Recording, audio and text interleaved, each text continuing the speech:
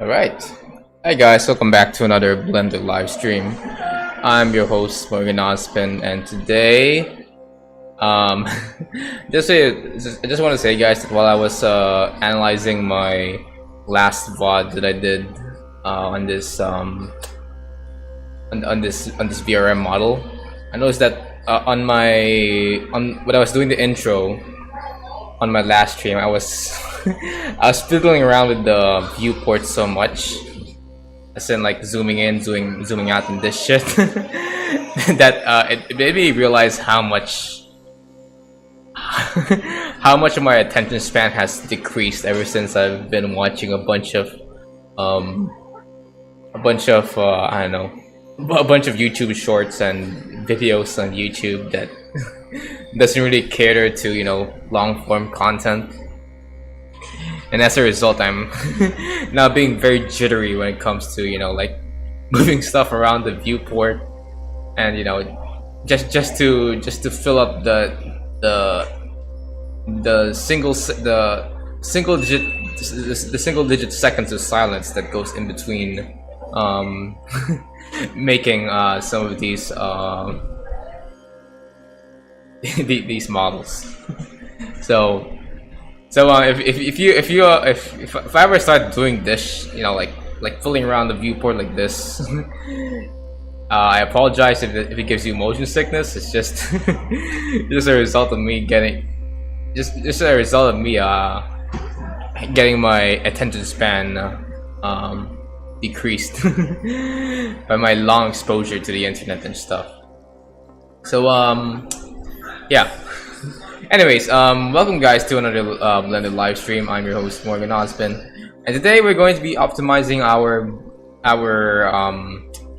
what's it called? Our model, you say. Now, what does optimizing our model is? If you've ever had a if you look at the bottom right here, guys, you can see that our model currently has 242,872 vertices, or 241,174 faces. Now, what does that mean exactly to those who are, you know, not really educated on this topic? Well, each model, or at least each mesh that you place in the viewport, contains what we call faces. So if I plop down a cube right here, you can see that a cube has 8 faces, like so. Like, you know, you just need to count how many faces there are in a cube, and the same can be applied to like any shape that you put into a you know, into a model.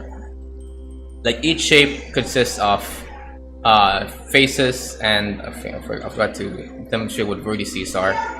Vertices, which are, oh my god, where is it? It contains like vertices that are, you know, these little points here that create the corners of each face and shit like that.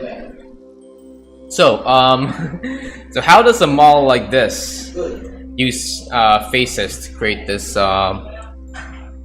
model? Because, you know, there's a lot of freaking curves and shit like that. I mean, it's not blocky at all, you know. And the way they do it is just they add a lot of vertices into the model, like so. And yeah, this wouldn't work in a traditional if you're going to be using this to stream, because this is going to really crash your computer, because your computer has to take into account all the vertices that are placed onto this model, and you just can't have that. A reasonable amount of vertices would be like this dress right here, where I'm just using a small amount of vertices, particularly a vertice count of 285. So we're going to do that with this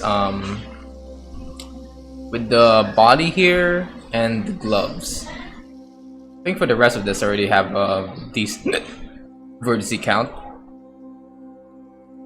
Yep, the boots has 48 verts, 220 verts. It's fine with me. And we also have buttons here. It's only around 64 verts. Cool. You just need to, you know, do what's called retopology. Now, retopology is just what it sounds like. We're going to take the topology of the mesh, aka the number of vertices of a mesh, and sort of reduce it so that it can be better optimized by the computer when we're streaming and shit. Plus, retopologizing is pretty good if you're going to, you know, finally add color to this, or textures, which I don't think we'll get into in this stream. But for now, we're just going to do some retopology. So to do that, we're just going to add a plane. I'm gonna flip this around, and I'm going to add a shrink wrap modifier right here.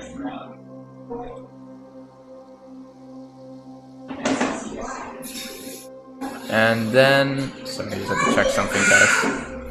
I apologize if there's any background noise, guys. Again, my family's here, so you gotta deal with it, you know. So we added the shrink wrap.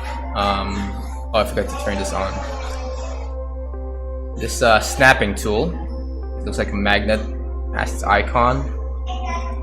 I'm gonna select face project and check individual elements. And I'm going to shrink this down. Put this up. Going to hide everything that's not the body, and yep, this is the one. I'm gonna use this as our base mesh. Oh, I forgot to add a mirror modifier so that I just focus on one side while working on this.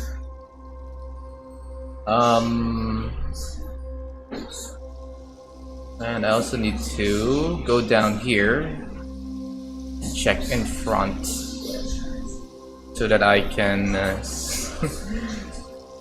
see how this looks without any obstruction from the base mesh that I'm trying to sculpt here. Alright, so first off, let's turn on flipping. Flip this down. So, and let's do this.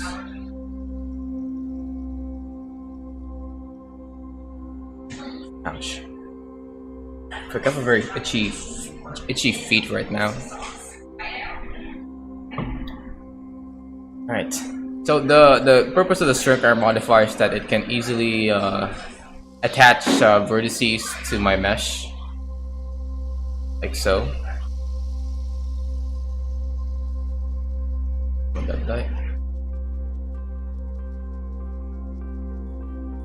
Because normally if I don't have shrink wrap modifier, the vertices will be flying all over the place.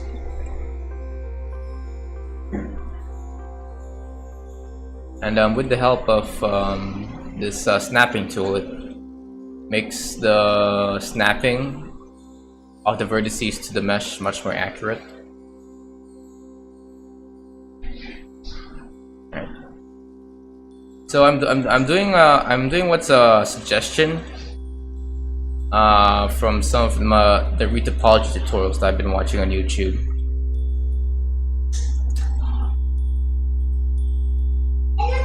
Wherein I have to just create all of the key loops of our mesh before, you know, just sort of filling out the spaces in between. So some key loops include the shoulders, the waist, this boundary between the waist and the legs, I guess the thighs, and the boundary between the legs and the feet. So that's what we're working on right now.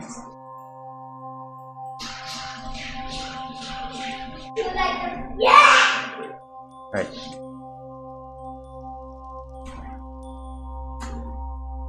And also, since this is a bendy part of the mesh of the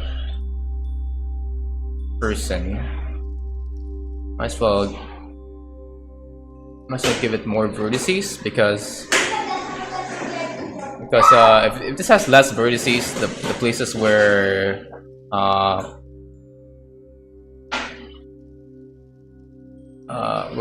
you know a guy bends, if there's less vertices on the places where the guy bends, there's gonna be some stuff that may not look right. Just think of it as like a spring. If you want a good spring, you want a spring that sort of loops a couple of times before it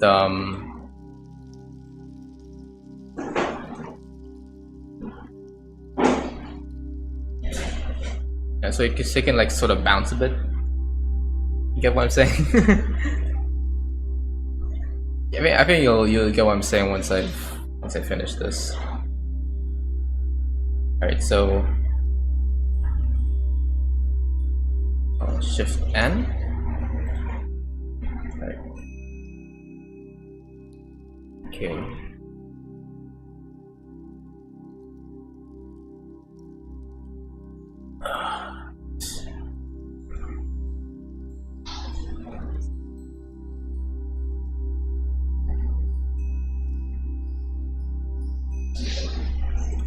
Turn on this one to help me merge some of these vertices together based on how far they are.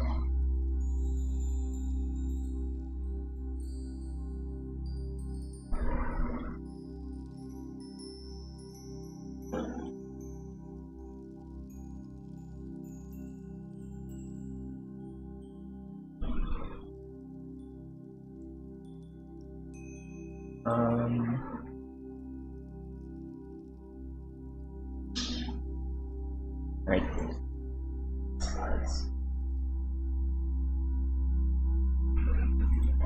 Okay. Nice.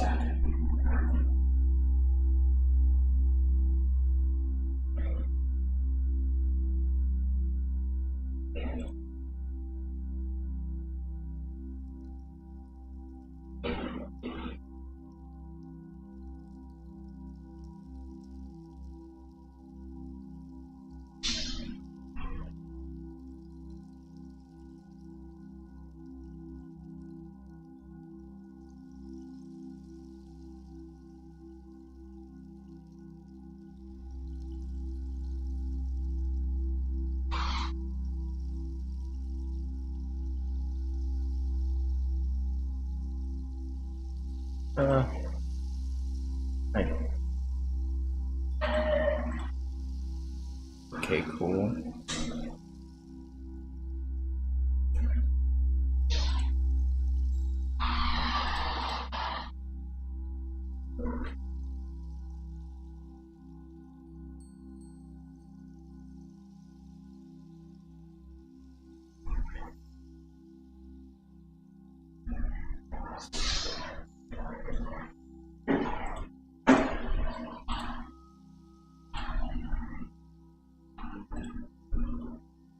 All right, nice. Okay, nice. Good.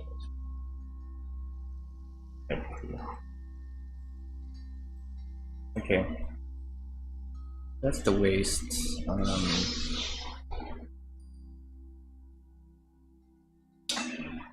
think I might as well trace this part as well.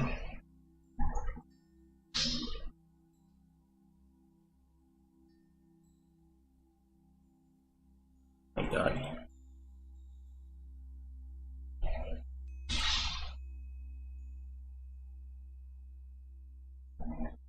All right, cool.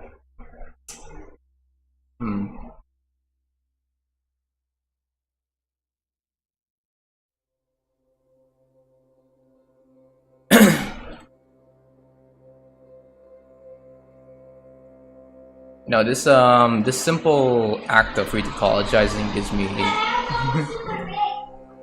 the chance to, you know, maybe chat with you guys. So I don't need to think that much about this. What can we talk about? Oh my God. You know, I'm actually like moving colleges right now. If you don't know, I have I'm sort of transferring schools right now because I sort of have, me and my parents sort of have these problems with the university that I'm attending right now, and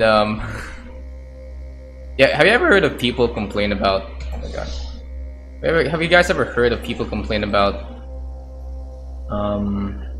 how hard it is to do paperwork in Japan just to get a visa or something? I feel like I have those same complaints but for but for getting documents to transfer schools. So like in the Philippines, I think we still do a lot of paperwork when it comes to you know, admitting yourself to schools, enrolling yourself to schools, and in my part, like transferring yourself to one school to another. And I soon realized that that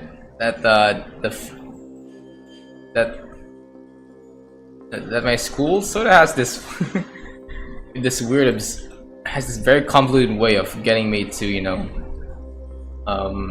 get the paperwork done so that I can, you know, transfer schools.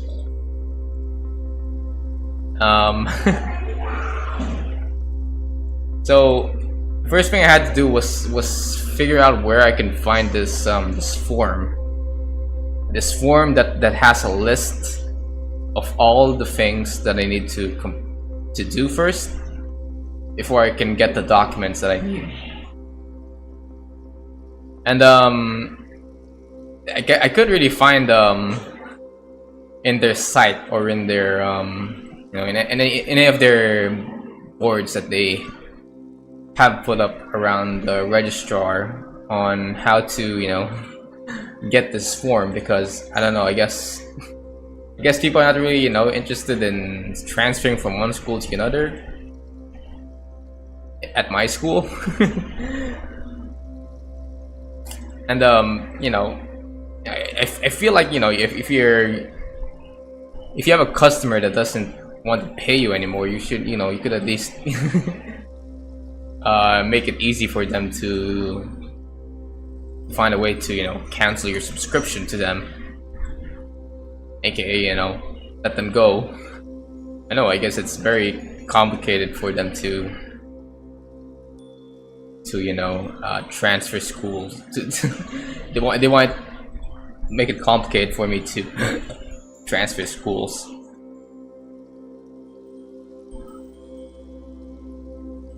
And what else?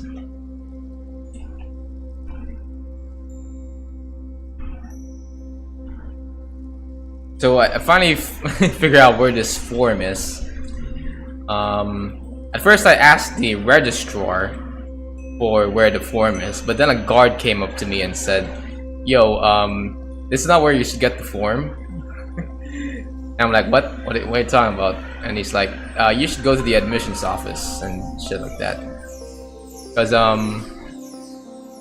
the admissions office, guys, is like where new students go to get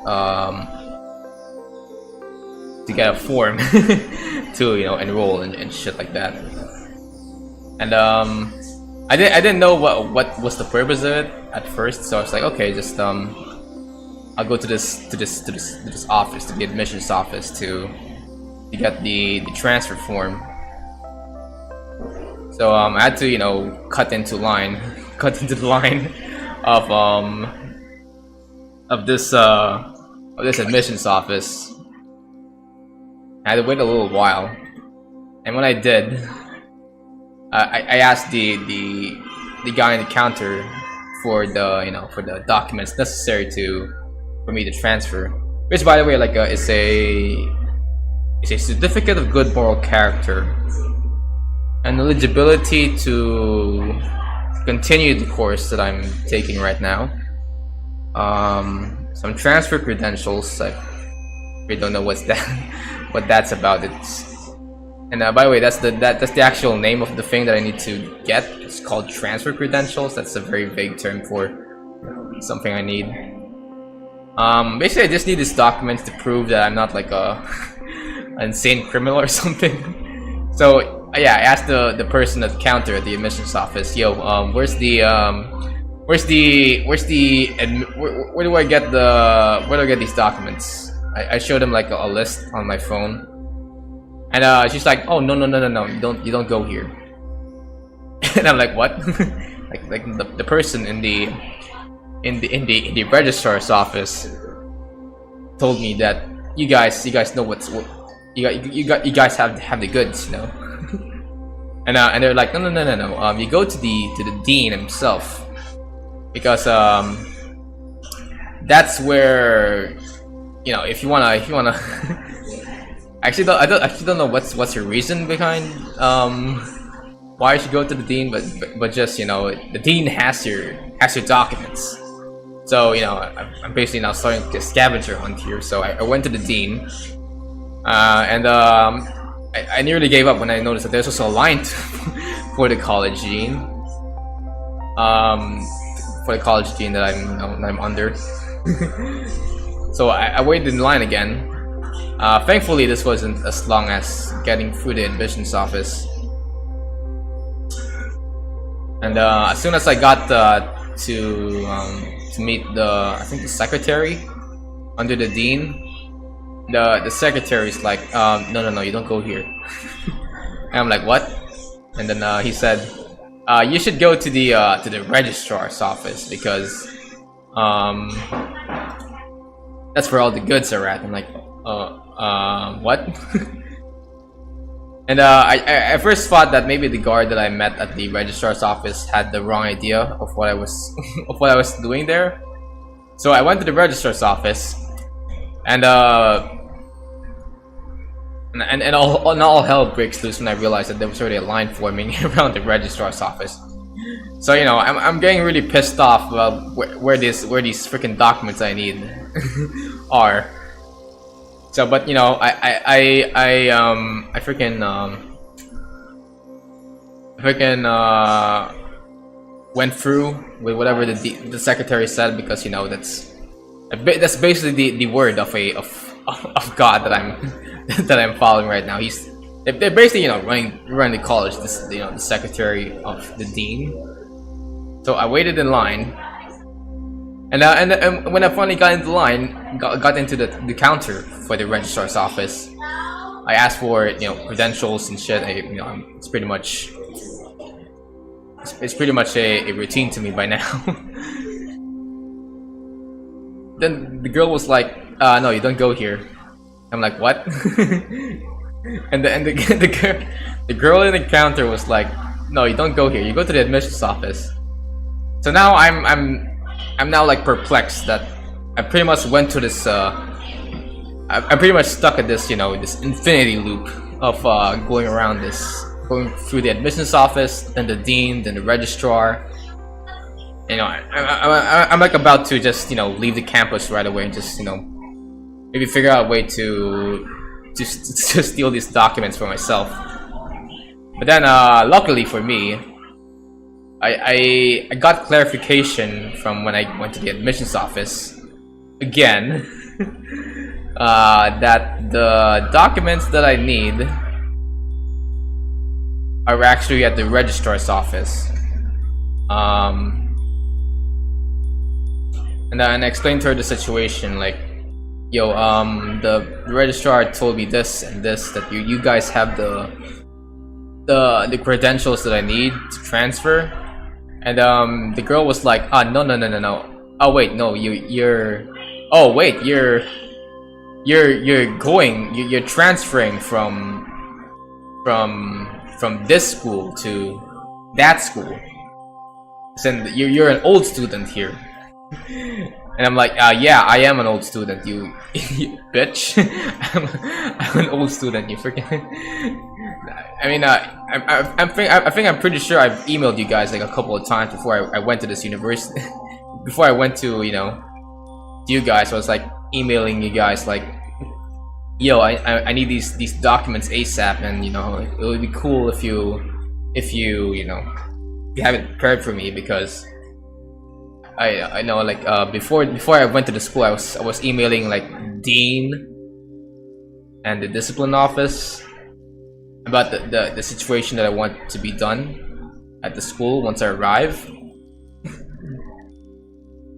So yeah, I finally went to the registrar, explained to them the situation, and yeah, they, you know, once I told them that, yeah, I'm an old student, despite you know, my my notion that, you know, maybe they would have known that I'm a student because I've been wearing an ID with a school branded lace this entire time.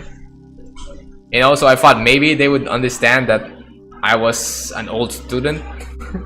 But you know, once I got got through their freaking heads, I was like, alright, so finally I got this. I got this form from them. This form that, by the way, it's just like it's not even like the actual form that I need to pass to the school that I'm transferring to, because it's just, you know, a list of stuff that I need to, that I need to be filled, that needs to be filled out. It's a list of stuff that I need, not that. It's a list of stuff that I need to get the stuff that I actually need to show to the the school that I'm transferring to.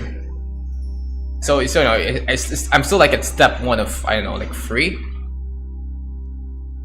And I was about to, you know, head out and figure out where these where these stuff are in this list, when the registrar stopped to talk to me and say that before you do that, she said, like, before you do that, I highly it is you know, it's a requirement for you to, you know, sorry, hold on, is this vertice good?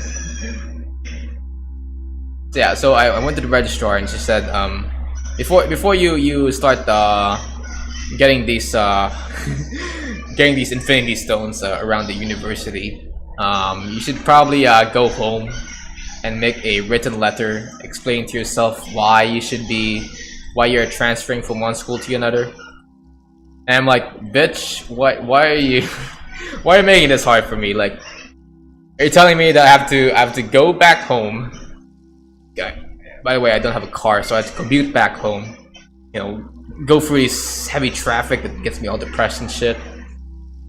You told me you have to tell me I have to go back home, get all these write a freaking letter explaining to myself why I'm transferring, then go back a day later, just so that I can, you know, that I can show to you guys a letter that, mind you, by the time that I've completed this entire process, a letter that they didn't even read. Like, I think only like one office read that letter out of the 7 that I have to go through, just to just to fill out this sort of requirement that the school sort of has a fetish to complete. I know, I'm like, okay, fine, I'm gonna go back home. I'm gonna freaking fill out this form, and I swear to God, if there's more requirements after this, I might have to punch somebody. I'm just kidding. I'm joking there, guys. But, you know, I'm pretty much frustrated with how this transferring process works, of transferring from one school to another. I went back home. I made this this formal letter complaining about why I hate the school so much. And it's only fueled by the fact that, you know, this whole transferring process is as obscure as an episode of Black Mirror or something. So I went back there a day later to complete the transfer documents. And the next thing, so I already have this this form and this letter, and it was not clear to me what I should do next. Okay, this was like a mistake on my part. I didn't realize that the form had this section here, had a section that told me to get some signatures from, I think, 7 offices around the campus that grants me clearance to obtain the documents that I need to transfer from one school to another.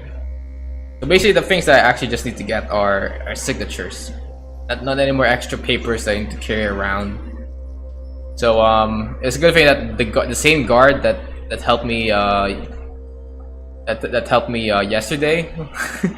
Not really helped me, but screwed on me yesterday by giving me very bad information. Actually gave me good information by telling me that I should probably fill out the section of this form first before showing it to the registrar. So I went to I think the college dean first because I need a signature there. But then the dean was like, no, don't go to me first. You should go through these. You should first. There's like a step-by-step basis that is on which signatures you should obtain first. And I was kind of confused by what is by that information because I don't know. I guess I should. Because based on what she told me, I should first go to the guidance office first, which is like where the school's therapist was. Then I should go to. Hold on, wait. This is. I can't create too much vertices here. Oh shit! Wait, hold on. Oh my god, did I mess myself? Mess myself already, god damn it.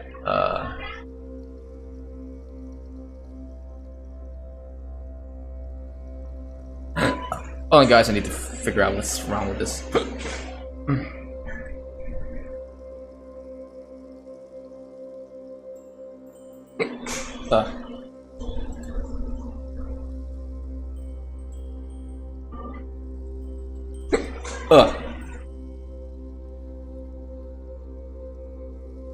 Okay, there we go. Oh my god, I already created a loop. Oh my god. Oh, never mind. That's a natural loop. All right, what was it talking about again? Oh yeah, the what's it called? Yeah, the obtaining of these signatures. That can't be like skipped. That has to be obtained by this in this sort of sequence. Just because this dean just told the college dean told me so. And I was confused by why I should follow the sequence of obtaining these signatures, because I don't think these offices sort of works in a hierarchy. Like I first had to go to the guidance services office, which is where the school's therapist was. Then I should go to the discipline office. Then I need to go to the place where the university handles all of its computer stuff. They call it the IT resource office. Yeah. These offices have no relation to each other, and therefore should not really be working at this sort of hierarchy. So, I forgot to mention that I went to school early just so I can cut the line and shit. Cut any lines that may form later in that day. And there was no line to the college dean.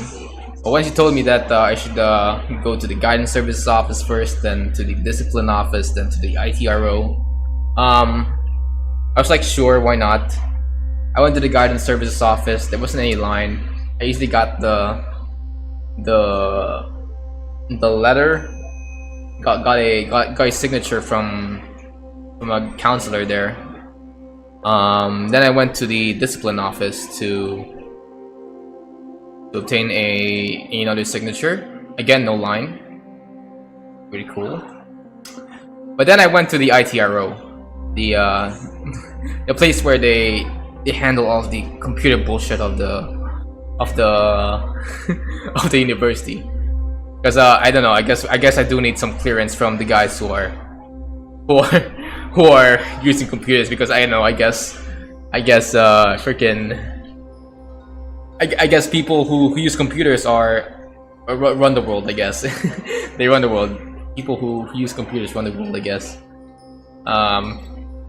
Honestly though, I don't really know why I need to obtain a signature from the IT office, but I got one anyways. Mind you that I don't even have the course that I'm taking is not even a computer related course. It's not an IT course or a computer science course. It's not any of that. It's different. So it took there was a line for the ITRO, and it got me so frustrated because the reason why I went to the campus early was so I can avoid this long line and have this be a result of the dean having me follow this sequence. Got me a little bit angry, gotta go lie. But I followed suit. I got the signature from some guy on next to a computer there. I don't know what he does. I think he just types stuff like whatever a daddy pig does in Peppa Pig. So I got the signature there. Again, other than the guidance service offices, they didn't read the letter that I written last night. So after that, I went to the library. Because I guess they account for the recording of people who are transferring from one school to another. I went to the school's library and got a signature there. Good thing there's no line there because people don't read nowadays. And plus, it's currently enrollment period in my school. New students, the school year has already ended, and new students are coming in and out of the campus just to pay for tuition fees and stuff rather than to attend classes. So it's less crowded compared to how it was initially, but it still gets crowded nonetheless in the campus. So anyways, I got the form from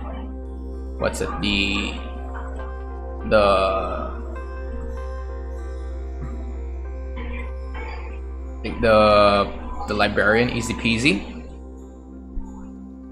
But then I went to the next step, which is the accounting office. I was like wondering why do I need to go to the accounting office? And so I went to the accounting office, and then they told me to pay up to get these documents. And I don't really have any problem with that, but I just find it funny that to get the certificate, because one of the requirements to transfer is to get a certificate of good moral character, which I guess tells you that, which I guess gives you credibility that hey, you're a good person. You didn't like stab someone or something, or did any insane bad stuff while you were staying at the old university that I'm at. I just find it funny that in order to get this certificate that tells you that you're a good person, in order to get that, yeah, you actually have to commit a sort of bribery of sorts. Like I'm like handing them a wad of cash at the back of my hand, at my back, and saying, "Yo, give me this document that tells me that I'm a good person for this hefty sum of 5 shillings and shit, of 5 doubloons." And yeah, so I got this. I had to pay up. I was caught off by surprise by it though, because the registrar didn't tell me that I had to pay 5 doubloons to get this to get these documents. So I got these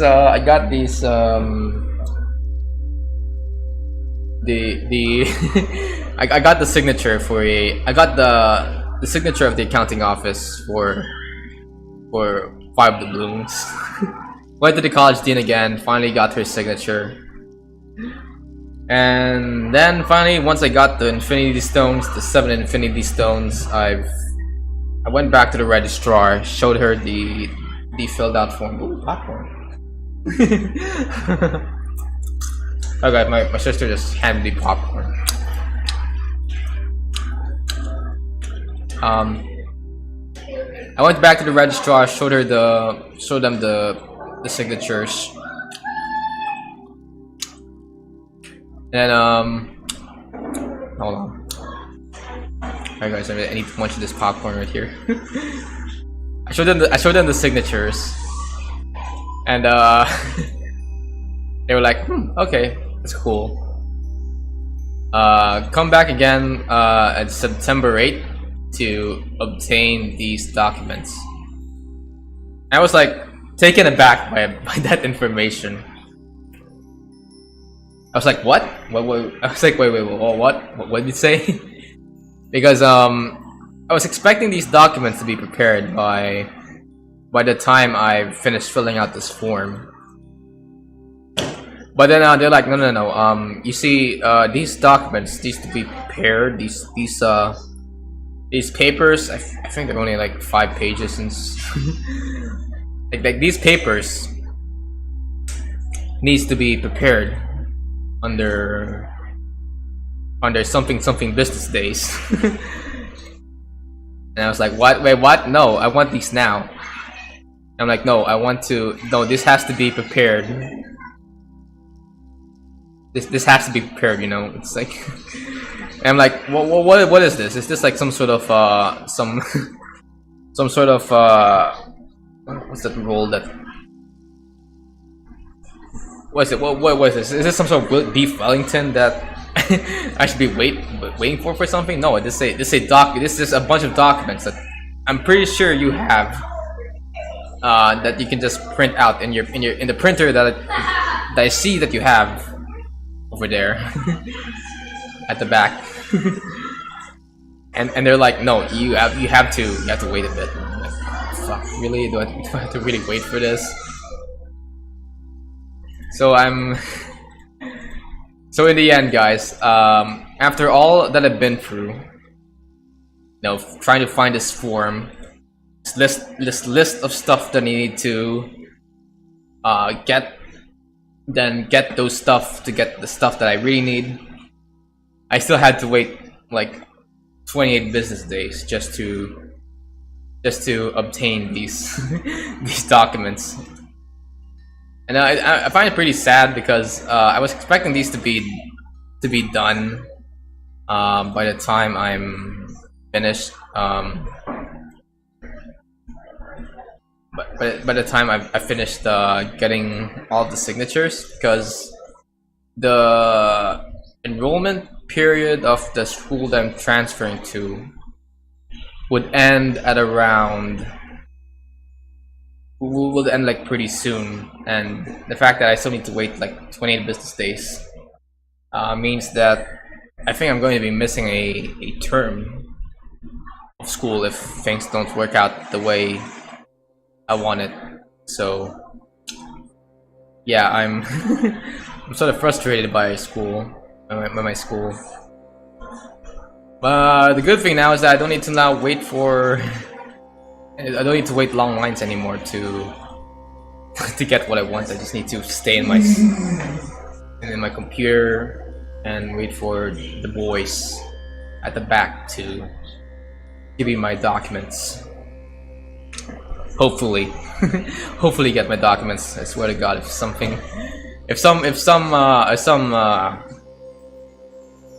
unknown enemy requirement gets to me via email and tells me to do this other convoluted shit just to get these documents, because oh my God, I'm gonna throw a table if I if I have to do any more shit from from this university.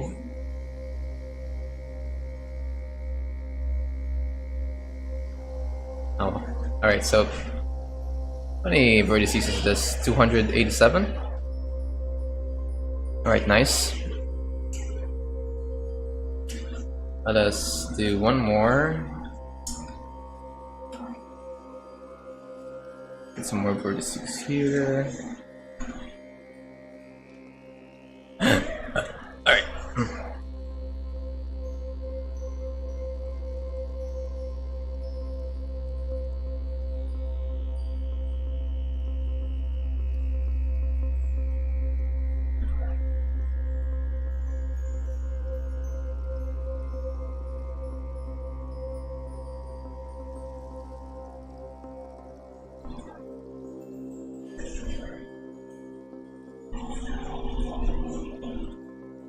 Right.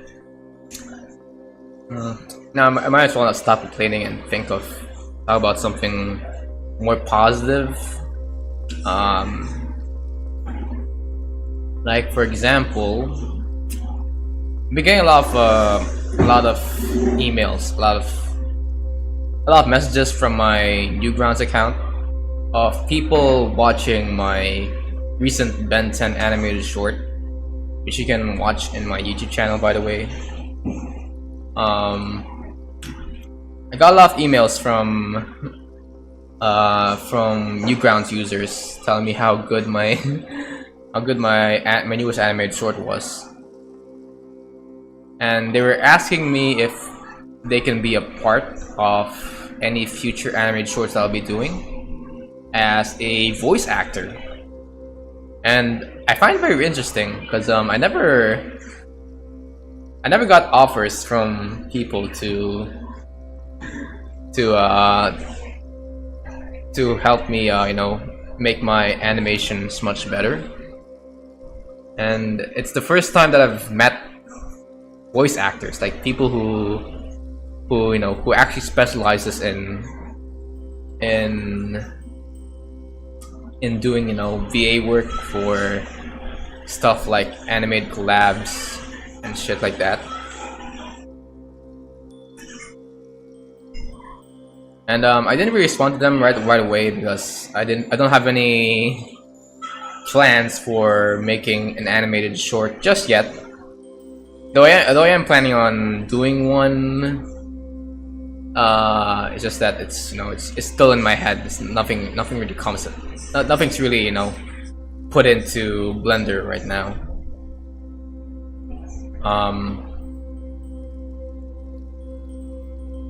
So yeah, I do have plans. It's just not documented right now.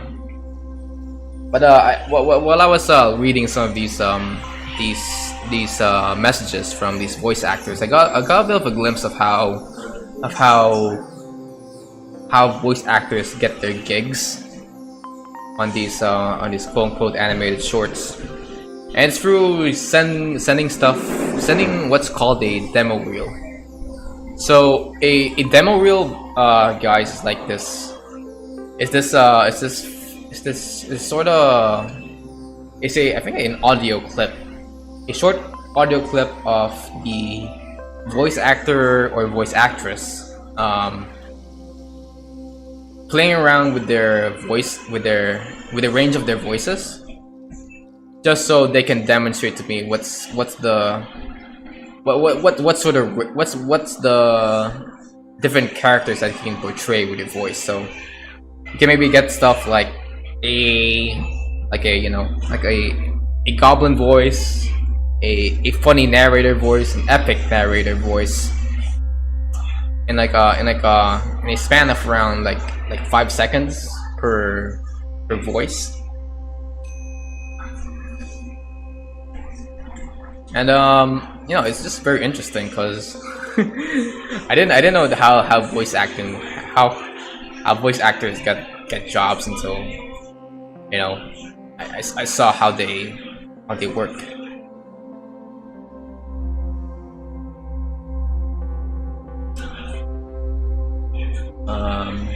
Alright, so just alright.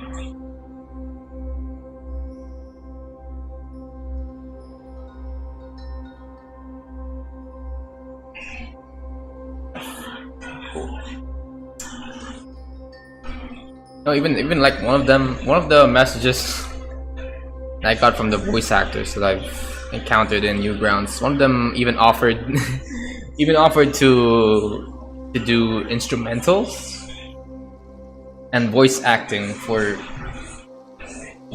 and I think this thing called sound engineering for free. And I'm like, yo, it's free? Oh, yo, that's a sweet deal. And like, I'm just pretty glad that Newgrounds, you know, I don't really I didn't really understand what was the point of marketing yourself in Newgrounds up until I've got my first exposure to doing, you know, anime collabs with Dial-Up Studios.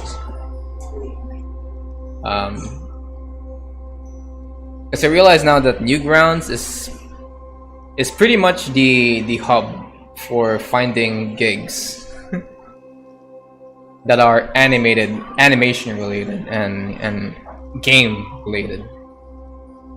Like that's the specialty of Newgrounds. It's games and animations, games and animations,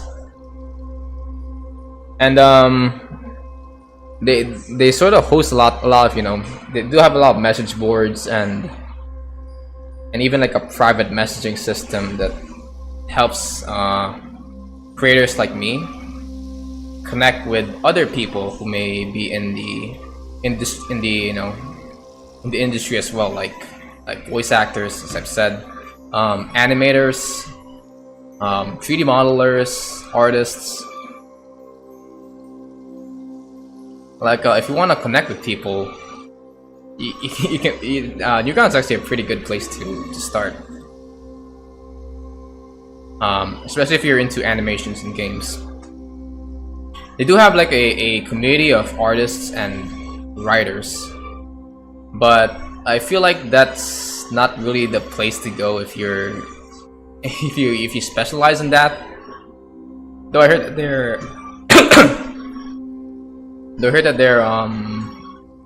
they do some writing contests every now and then, though for the sole purpose of, you know, games and animation. So if you're not really into games and animation and you're a writer, that's that's not really the place to go to. And as for artists, I think there are better sites to market your art, like DeviantArt, ArtStation, and even Instagram. So yeah, if you wanna, you know, experiment, you can just go to Newgrounds and shit like that.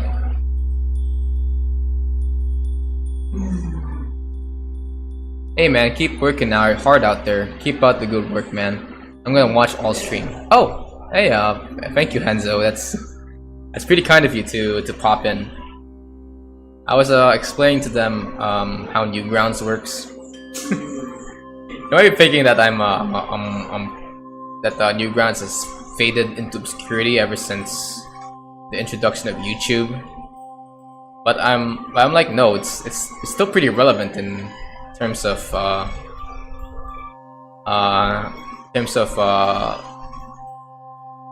the people that they market to, which is gamers and animators. Like I'm pretty sure like the Hollow Knight, I think Hollow Knight got started in Newgrounds, as well as other games like Pinstripe, and of course there's freaking the cringy Friday Night Funkin' game that was a thing way back then. Like when I was observing the Friday Night Funkin' trend, you know, via my little brother's phones, because I don't know, they were into Friday Night Funkin' when it was a thing. I was sort of baffled when I saw when I saw Tank Man after all these years. You know Tankman guy. You guys know Tankman, right? Like that black and white face of Newgrounds, the one that rides the tank of their logo.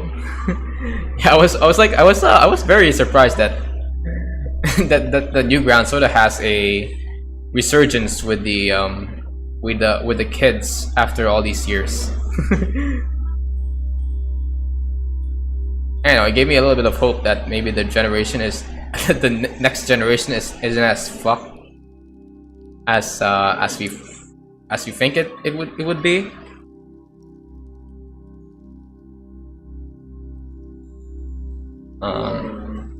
Alright, so I'm just gonna move this here.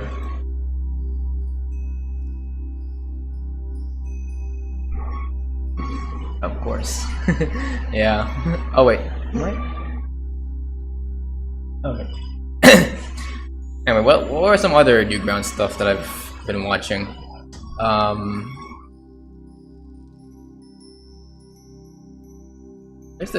there any other Newgrounds games that got trending?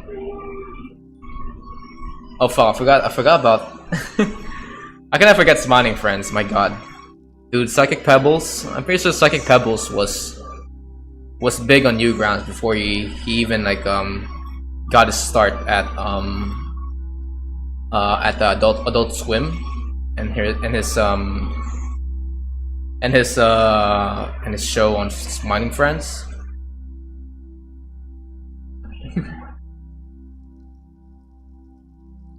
Like I feel that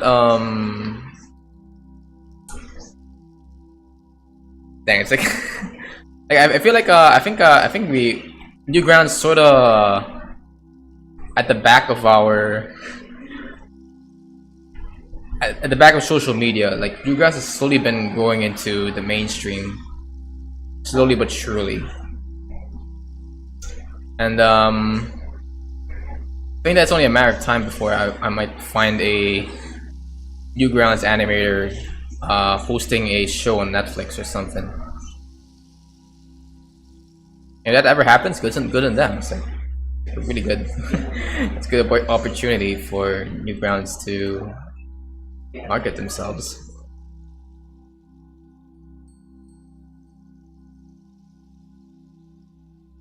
All right, there we go. So I'm done with this foot. Oh, okay, halfway done with this foot. Gotta fill out these ankles and stuff. Other than that, and I think we'll start with this.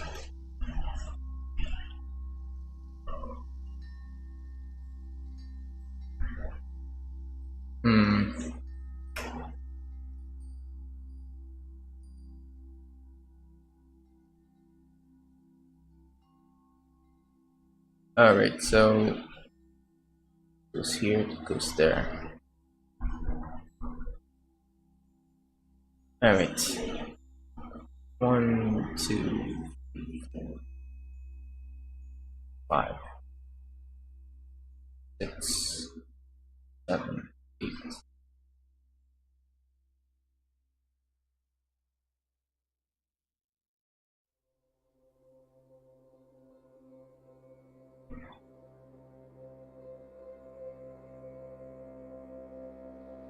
Alright, let's try to connect the dots here now.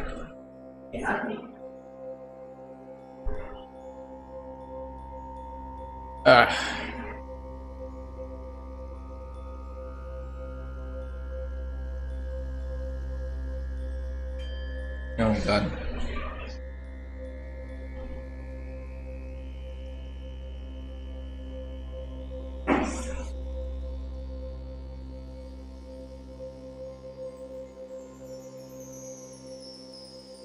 Alright, here we go.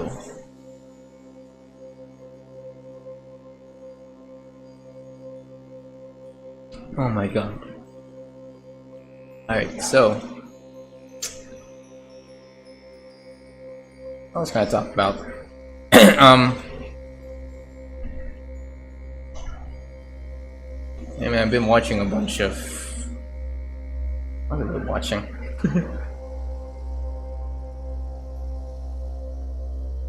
I've been watching a lot of wrestling videos on YouTube, from icebergs to documentaries of famous wrestlers like CM Punk, Seth Rollins, and shit like that. I started getting interested in this guy named MJF, who is this wrestler in AEW. When I watched and when I watched the character behind MJF, I realized that he's a heel, but he's a heel that people love to hate.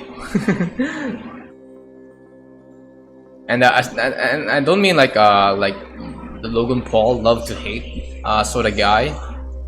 It's the sort of same hatred you would get towards someone like Thanos, or maybe the Joker. Like, you guys know that like the Joker or Thanos is a villain and should be hated. But then again, you sort of have to appreciate the sort of writing behind the character of the Joker and Thanos, and that's why you sort of love them in a way, because they're hateable characters, but they are very three-dimensional to a point that we sort of start to appreciate the writing behind the character. And I think that's the same can be hold true to MJF. This wrestler in this wrestling promotion called AEW, All Elite Wrestling. Because we all know that wrestling is fake. Let's just get that out of the way. We all know wrestling is fake. So whenever a heel is doing some bad shit, we don't really boo him, because we know that it's part of the kayfabe, and we instead sort of cheer for them, because they're sort of doing the villainous part really well. And the great thing about MJF, guys, is that he sort of blurs the line between reality and fiction. And it's only now that I've that I finally understood that MJF is actually a character, because there was this documentary that surfaced on YouTube that talked about I'm listening, man. WWE is fake, but real wrestling is... Yeah, I know wrestling is... Yeah, WWE is fake, I know, but it's now, why is my mouth not moving? Hello. Wait. Yeah, I know that wrestling is fake, but it's you sort of have to admire the craft behind how they plan their fights and stuff. It's really cool, in my opinion. I understand that maybe you may be into UFC and stuff like that, but I think WWE is sort of fills a different aspect of entertainment that is predetermined. I think it's best if you compare WWE less to any other sport entertainment like baseball or basketball or even UFC, and you compare it more to a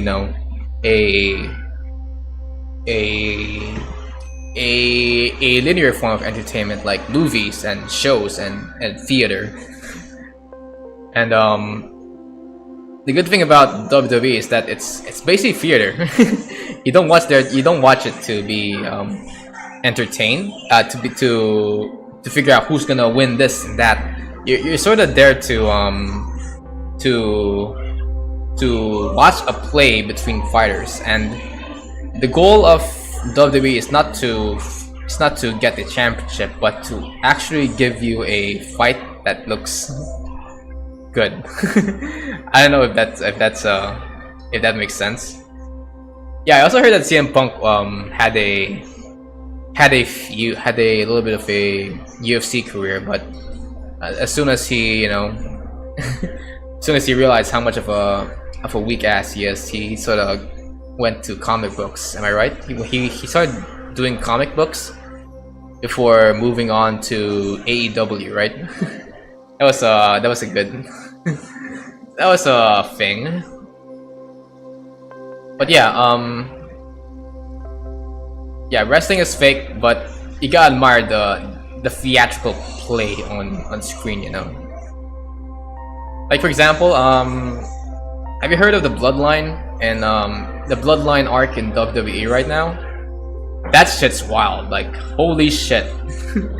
Like there's this wrestler in WWE called Roman Reigns, and by the opinion of the WWE creative team, the people who planned the matches beforehand, Roman Reigns is supposed to be this hero, this baby face of the company that sort of acts out like a John Cena sort of character. And they're planning Roman Reigns to be this hero of the story, but then people start to realize that Roman Reigns isn't really a good wrestler in terms of being the hero. People want him more to be a heel of all things, a heel or the villain behind like two opposing matches, and the bad thing about that was that even though people want him to be the heel, Roman Reigns persisted in being the hero in the WWE universe, or the narrative that the creative team behind WWE is trying to promote, and it never worked out. And for 6 years, that was what WWE was trying to do. The first way they did this, they tried to make Roman Reigns the hero, was to win this Royal Rumble match back in 2015, wherein I think 30 wrestlers enter the ring one by one, and you get eliminated by getting yourself tossed over the top rope and into the concrete floor outside the ring, the 4 squared ring. And the moment and there was this wrestler called Daniel Bryan. Dude, Daniel Bryan is like I think Daniel Bryan is a pretty good wrestler in my opinion, in terms of his mic work and and his moves, his moveset. So yeah, Daniel Bryan entered the ring during that one Royal Rumble match, and people were chanting yes, yes, yes, because Daniel Bryan is a good wrestler as a hero of the story, and Daniel Bryan pretty much has the fans riding over him. So imagine the surprise when Daniel Bryan was suddenly eliminated from the Royal Rumble match, and out came freaking Roman Reigns from the entrance, as a sign by the creative team to say, hey, we ain't doing Daniel Bryan anymore. We're doing Roman Reigns now. Roman Reigns is your hero, and if you don't accept that, then you should get out. And people didn't like that at all. And you gotta put yourself in the mind of Joe Anoa'i at the time, the wrestler that's playing the character behind Roman Reigns. You gotta put yourself in the mind of Joe Anoa'i, and think of all the shit that he has to go through just to get these fans to like him. But even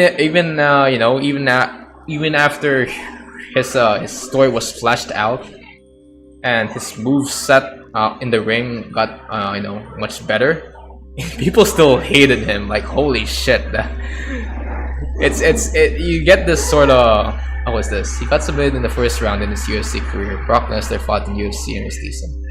Yeah, yeah, Brock Lesnar was part of the UFC for a time before. I think he's not really that much of a badass compared to what he was in WWE, right? So anyways, this Roman Reigns dude, Roman Reigns, Roman Reigns is the hero in the WWE universe, but in the crowd's eyes, he ain't. Like, holy shit, that's gotta be like the worst position to be under. Like, to be to try to win the crowd's attention, but you just can't because they just don't accept you as that. So I think for 6 years, Roman Reigns is in this sort of limbo, wherein he is supposed to be the face of WWE, when in fact he is hated by the fans. Oh shit! Wait, it's not. So it all came to a point at around, I think, 2019, when Roman Reigns, Joanna Y actually dropped the whole Roman Reigns arc and announced to everyone in front of everyone in the live studio audience. They told everyone that he had leukemia, like for real. Like this ain't an act anymore. It's like he actually does have leukemia, and that you know, he's going to retire from wrestling for a bit, and you can sort of tell from his tone and from, you know, his facial expressions that he didn't really like how the WWE, both the fans and the creative team, treated him for the past 6 years, because he was you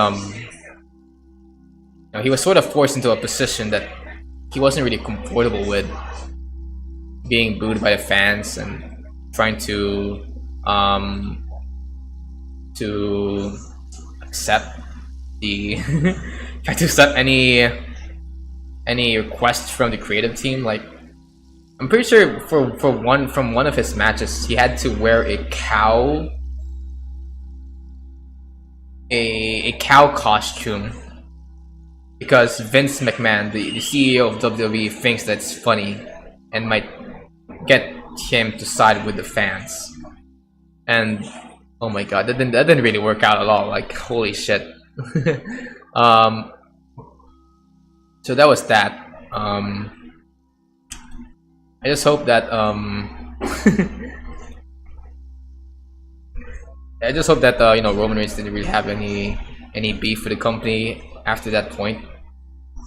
But then he returned in 2021. And I would like to highlight that event in 2021, because that was when Roman Reigns finally got the break that he deserved. Like, he always worked good as a heel character, and finally someone at the WWE creative team figured, yes, okay, fine, we can finally make you the heel of your own storyline. And they did that by introducing what's called the Bloodline arc. Now, the Bloodline arc started during the pandemic, when Roman Reigns sort of interrupted a match to get I think the World Heavyweight Championship from Bray Wyatt, which is cool. And then, and you know, he got the championship. People didn't know whether or not he's gonna be a heel, the baby face of the company again or not, because he just returned. There was no character development on how he was going to return. So we weren't really sure what his character was like. So then came Jey Uso. Now, Jey Uso is played by a wrestler who is a cousin of Joe Anoa'i in real life. In real life, guys. So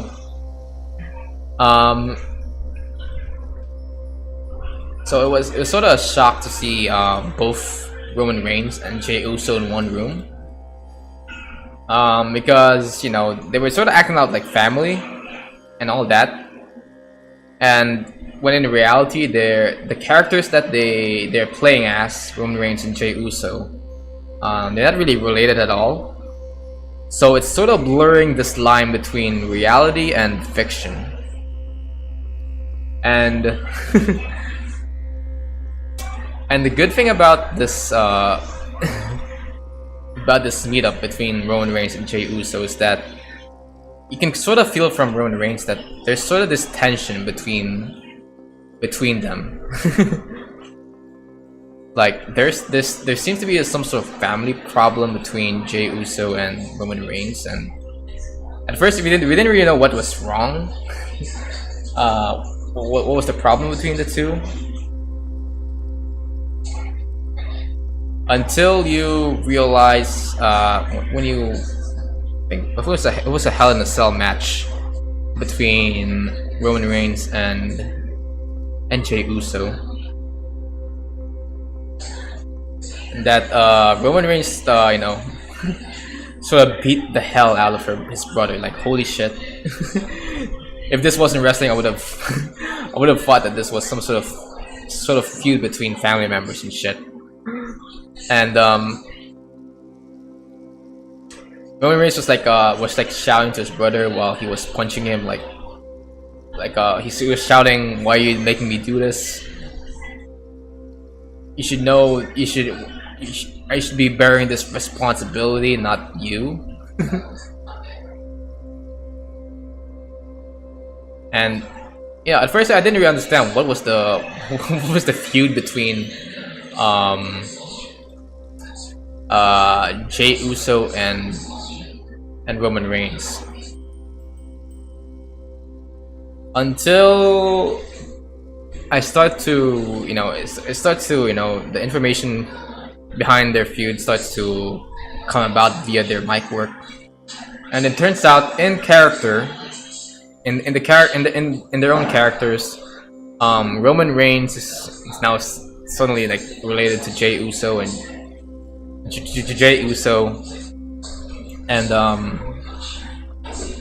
and the reason why she sort of beat his brother is because they feel like he feels like he should be the one holding the mantle to WWE Championship, because you know, if you know, like how when it comes to World Heavyweight Championships, you get beat up a lot by wrestlers who want to take the crown from you, and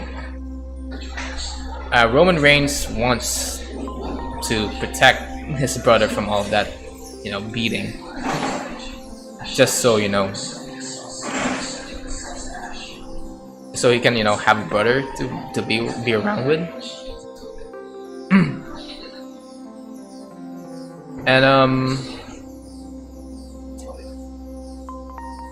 And at first Jey Uso wasn't really on board with this, but as soon as he, you know, character development starts happening, we start to see what's the we start to see why this character really works with Roman Reigns, because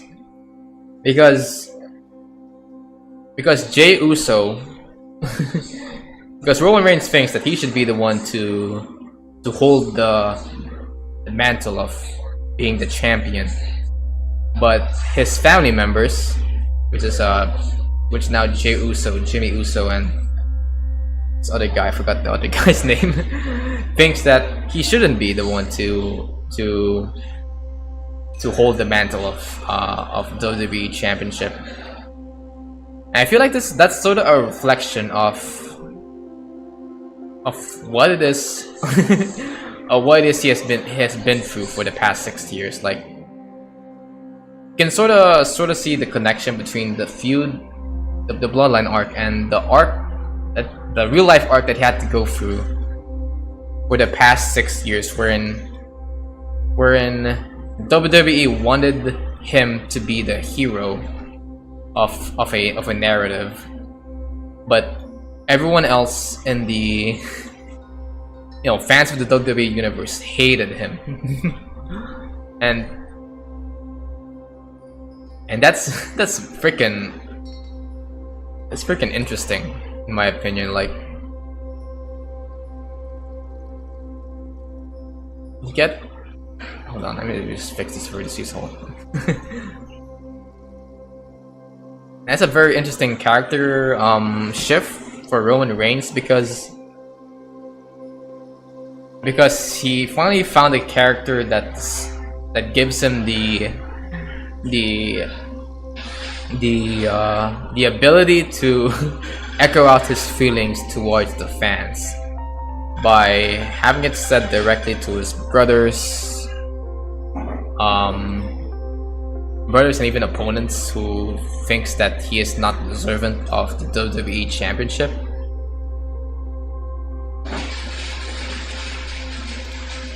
Like, holy shit. Roman Reigns is now a good wrestler in my opinion. It's like, both in his mic work and his movesets and his character. Like, holy shit, this guy's really good.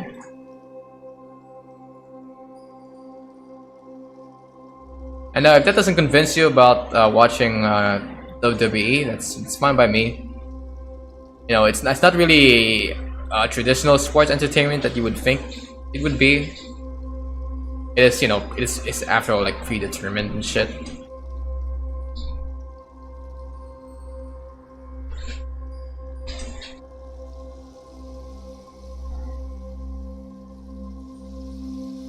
But if you guys are interested, that's it's good at me. Like, I've heard that wrestling has been booming in viewership ever since the Attitude era of the 90s. Like, I heard from some video essayists on YouTube that viewership in WWE and AEW has been at its peak. Has crossed the amount the amount that is usually seen in the Attitude era of wrestling.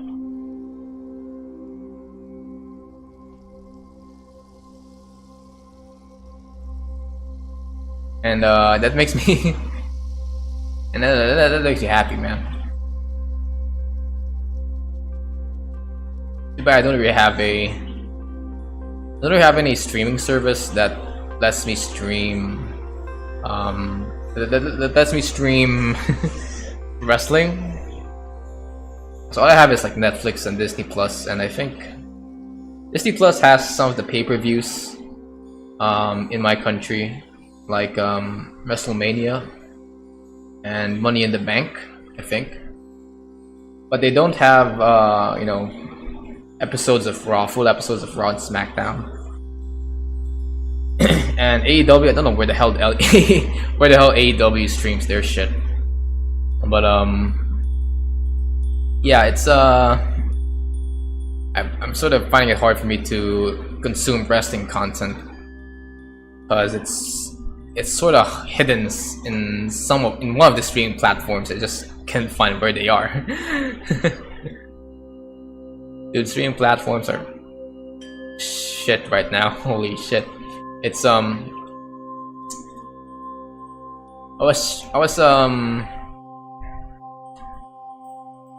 trying to find where the hell Wes Anderson puts their films. Which streaming platforms contains all of Wes Anderson's films. And I thought it was in Netflix at first, but then I realized I was in Disney Plus of all things. And like, what the fuck? Like, Disney really?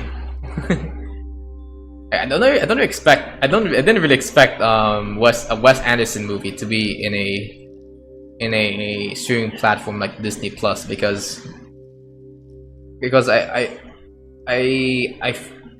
feel like for Wes Anderson caters to an audience that isn't really mainstream. Okay, that's not really, into Disney, I think. And just seeing a Wes Anderson film in Disney Plus gets me surprised.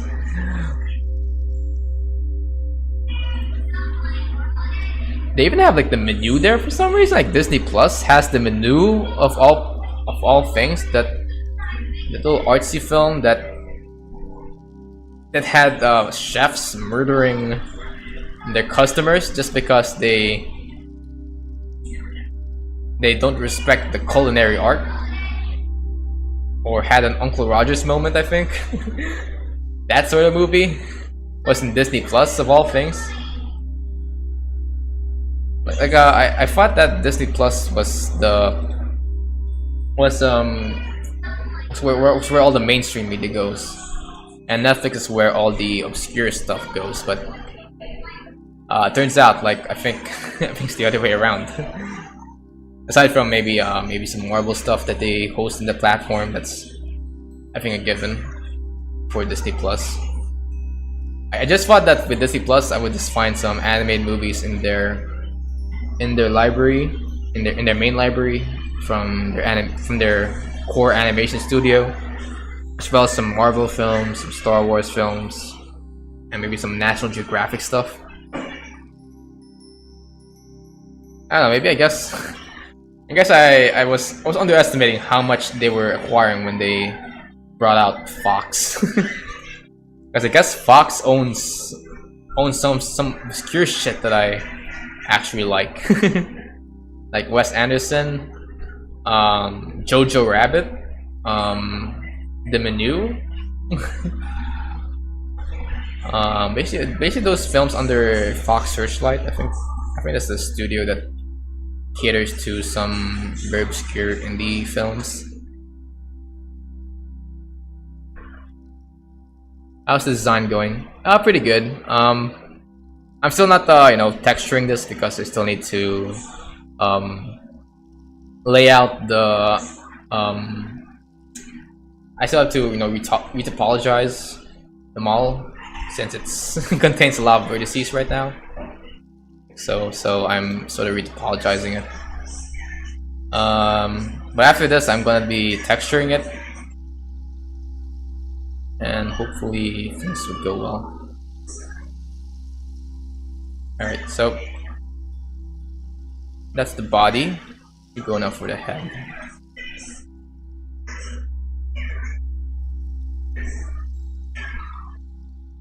I'll also add some more vertices here.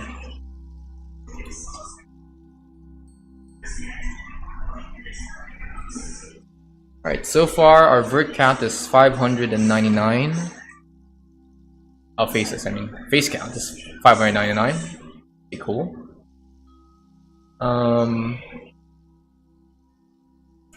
Start off by mapping out the head.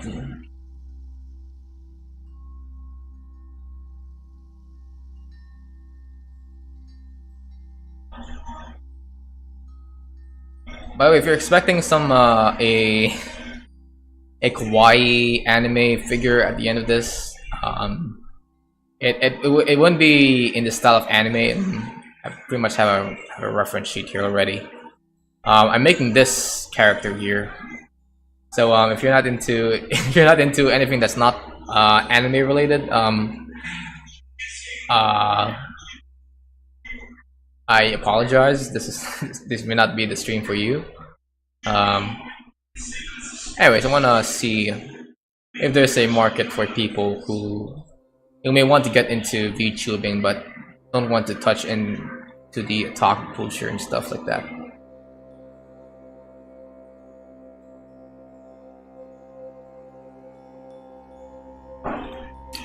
Yeah, it sometimes perplexes me that in terms of VTuber culture, there's the main design of most anime, of most models, is solely inspired by solely inspired by anime. and it sort of surprised me that no one think of maybe doing a more different style, like I don't know, like maybe a Cartoon Network look or a comic book related look. or even in the style that Code Miko is going into. I have to appreciate Code Miko for doing something different in terms of the design of their VTuber model. And also this Goblin VTuber, I think I forgot her name, but that's also a cool one.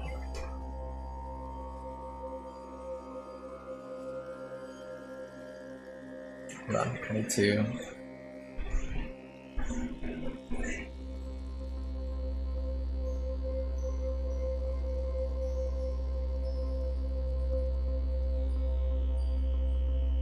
I just kind of hope that there's gonna be hold on, need to.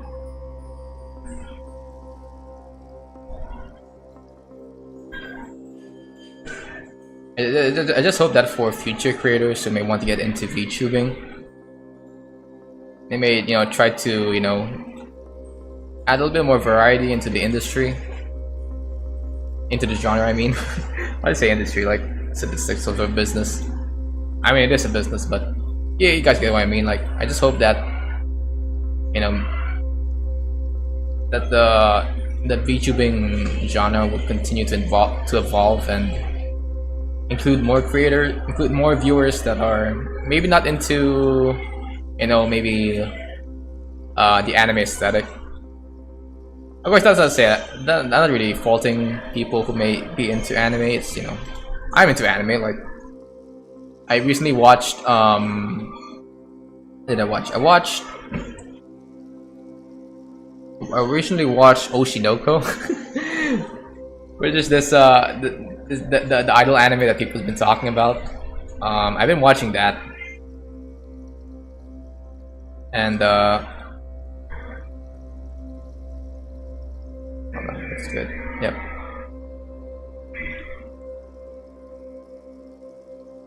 And I've also been watching. I recently watched episode 1 of Jujutsu Kaisen. I still don't understand the plot. I just noticed that there was this ghost in a school.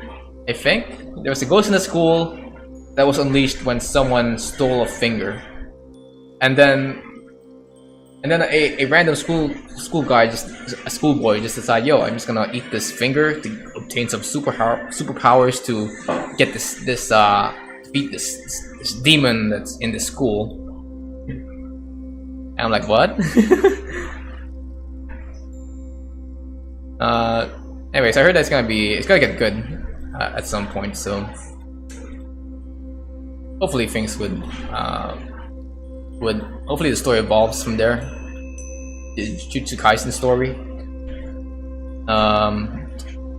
What else? There's also I'm also watching. What else I watch?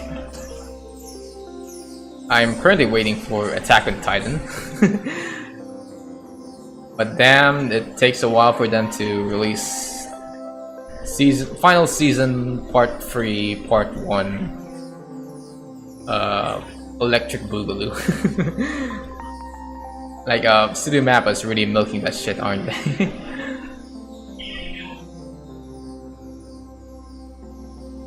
So yeah, I'm waiting for that as well.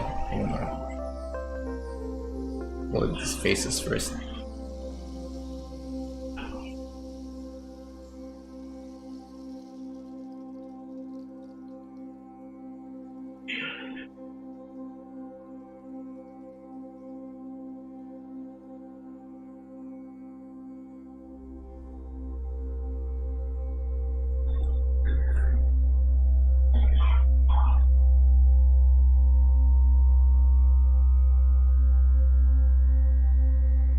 Alright.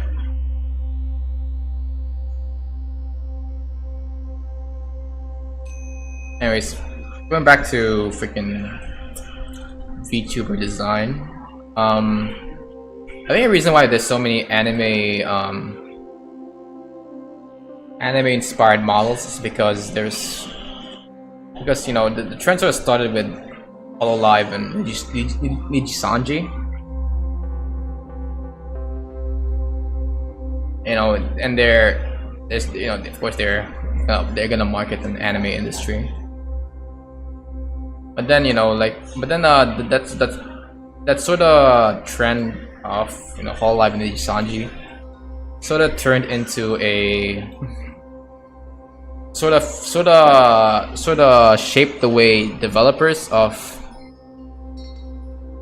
VTuber software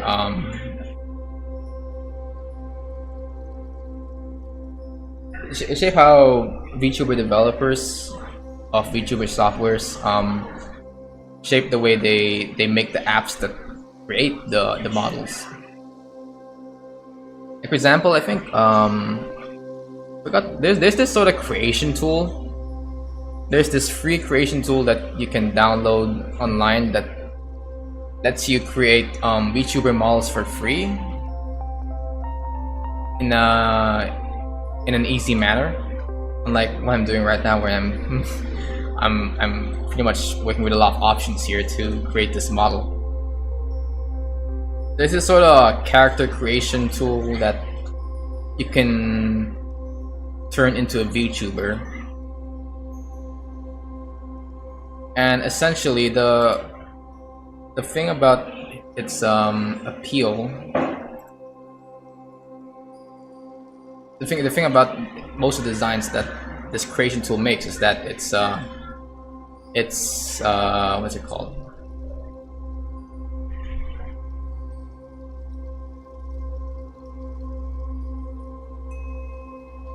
It's sort of inspired by, you know, by the anime aesthetic. And to those like getting into into VTubing, they're sort of boxed into those who are getting into VTubing and doesn't want to, you know, get into the anime, doesn't want to apply the anime look. They're sort of forced to it anyways, because most easy accessing VTubing creation tools forces them to use the anime aesthetic, and you know, that's not bad per se. The whole anime aesthetic. It just would be, you know, much more convenient if there are more options for people to create other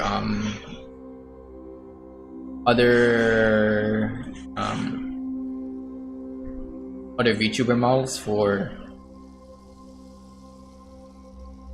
in an easy manner with different designs. I mean, am I making sense? I don't know if I'm making sense.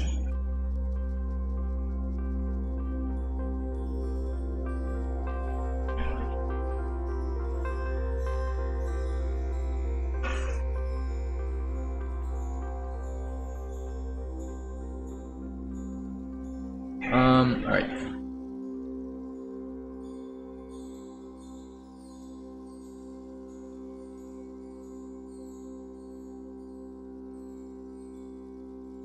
Oh baby. Alright. Speaking of design, have you guys watched Nimona? Oh my god. Dude, I've been waiting for this movie to be released. I've heard news of Nimona ever since I've joined the subreddit, the Nimona subreddit, and I heard from some shady news source that Blue Sky was developing a film based on the graphic model. This is cool. And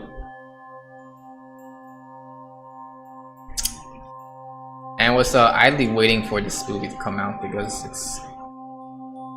you know, it's rare for me to find a,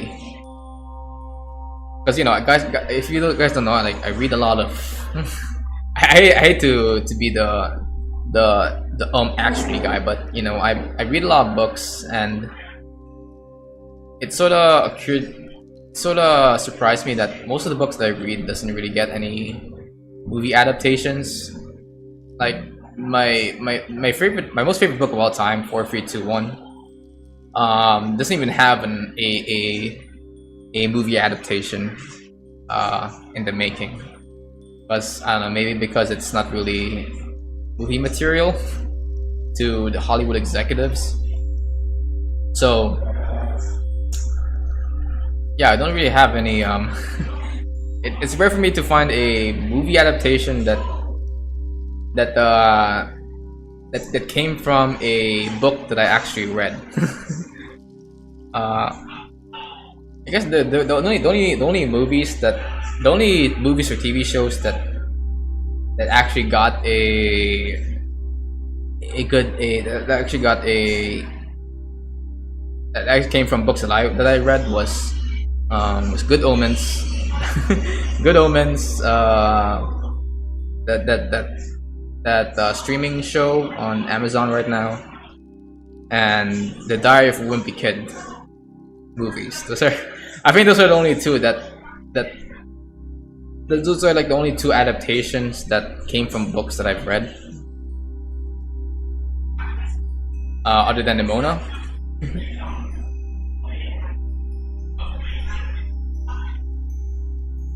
So imagine my surprise when Nimona suddenly announced to be released on Netflix. And I'm like, holy shit, it's happening! It's happening! Nimona is actually being adapted into a movie, into an anime movie. I mean. And I have to say, it's a really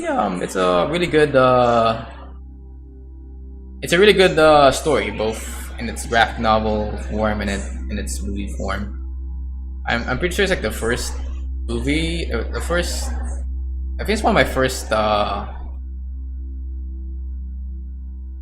It was one of the first graphic novels or the first book I've ever read that sort of introduced the LGBTQ community in such an active manner. You can see it from the relationship of Ambrosius and Lister, to the sort of messages that Nimona is trying to portray.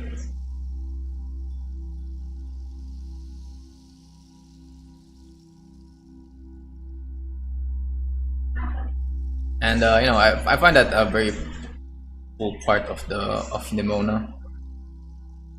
It's not afraid to get into what would assume to be taboo topics in today's entertainment industry. And I I just wish that this would be a avenue for people like N.D. Stevenson to make more movies based on that topic.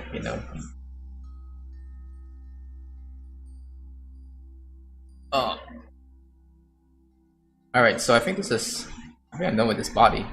Sheesh! Alright. It's cool. We have this body here. I'm gonna move this to Taco.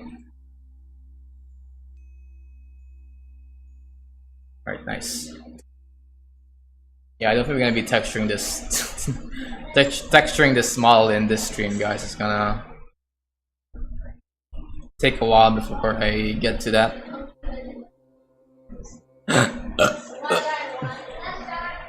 But for now, I'm going to hide this model.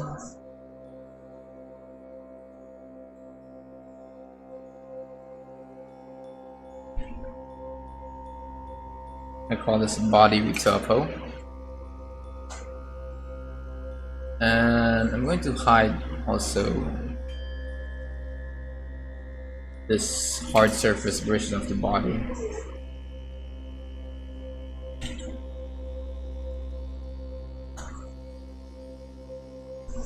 Alright.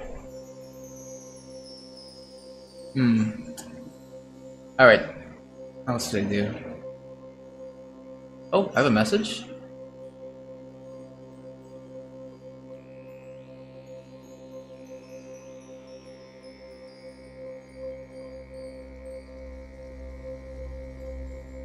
I mean, guys, I need to look at this message from my mom.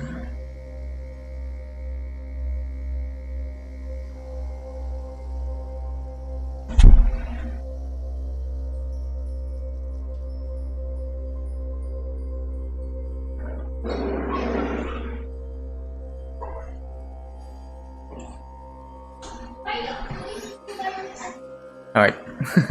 Sorry guys, sorry for the interruption. Let's fix this, shall we? Alright, let's create another mesh. Wait, I'm getting Alright, I'm gonna put this here. I'm gonna use this mirror modifier.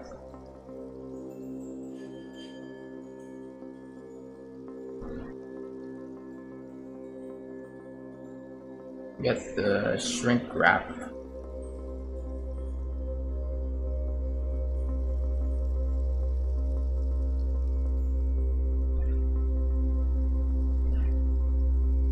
Right, and pick this in front.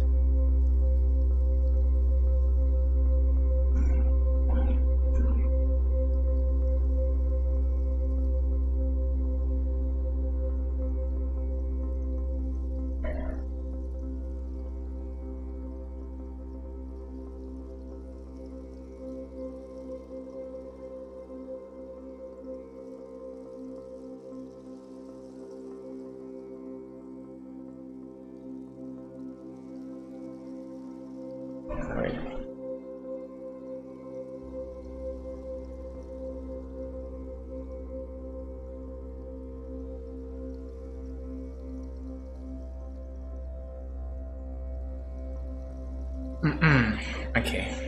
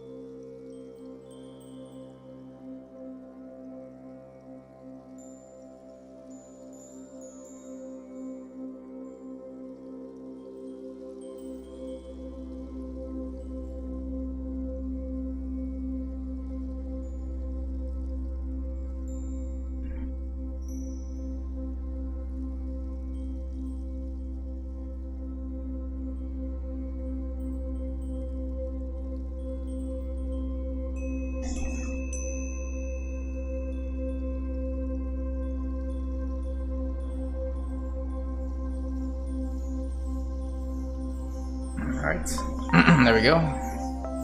One loop down.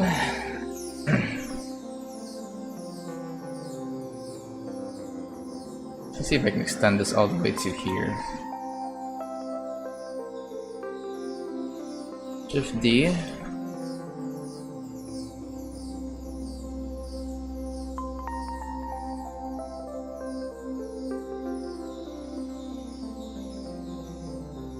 Alright.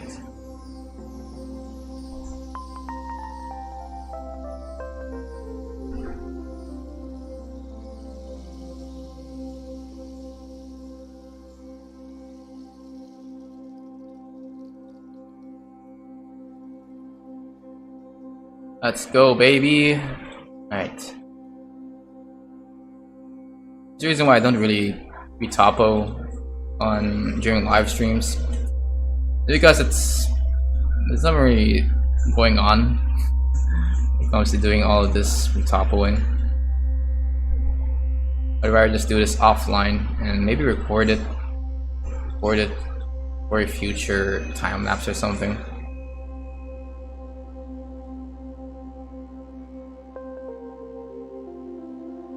Right. That's the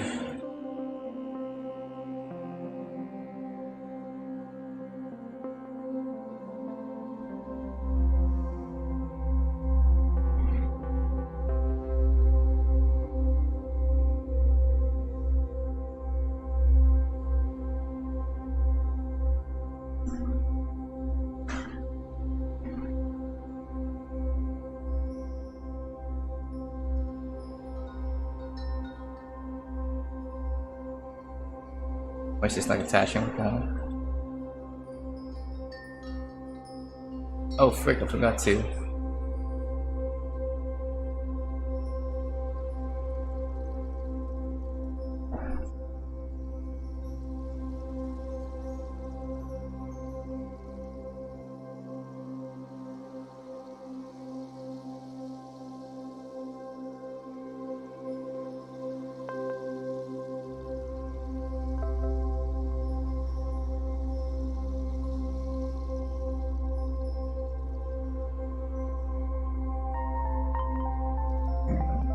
Alright, cool.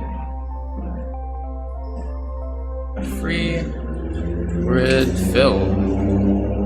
Nice, okay.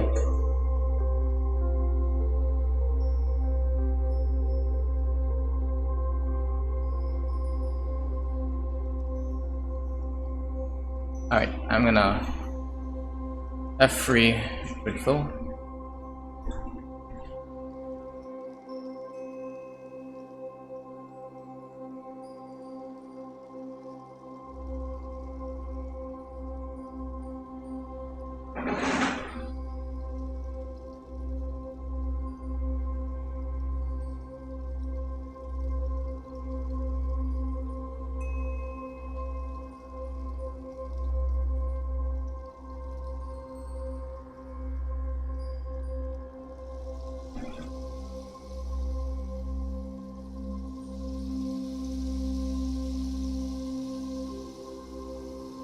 Alright. You know, after this, I still need to do some UV editing. Just to make sure that all of these vertices, make sure that my textures look good. And that'll be another hassle to create.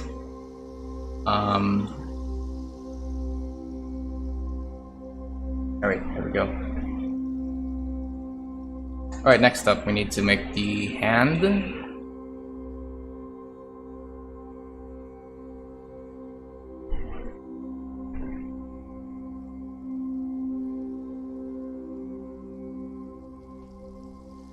Oh my god, I also need to make these hair strands, don't I? Holy shit, okay. It's maybe an offline thing that I need to work on. But you guys can get the idea what I'm doing right now. I just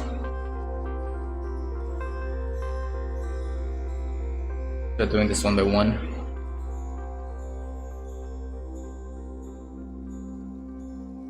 Yeah, I'm getting used to it, but it's still frustrating nonetheless.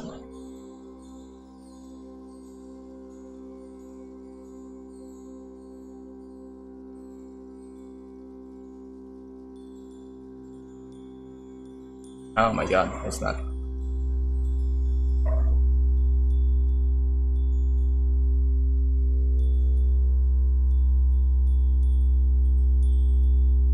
Alright, there we go.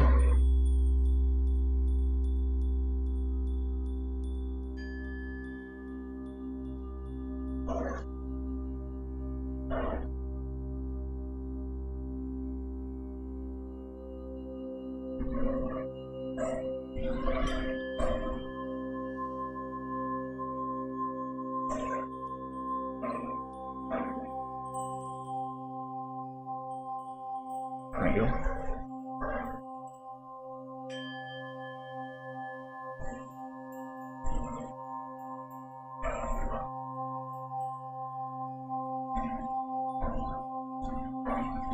Alright. Going.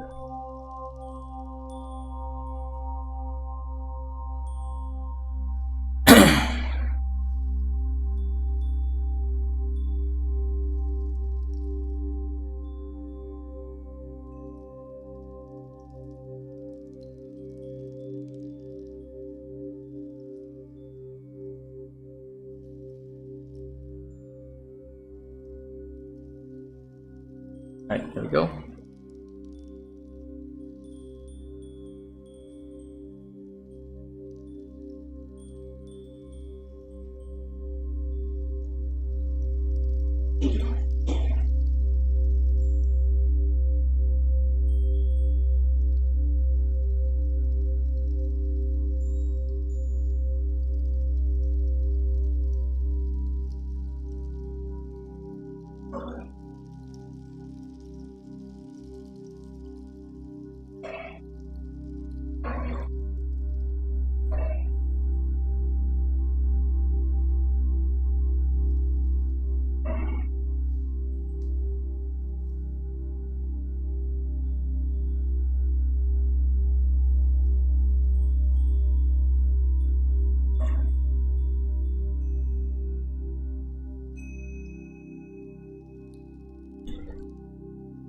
All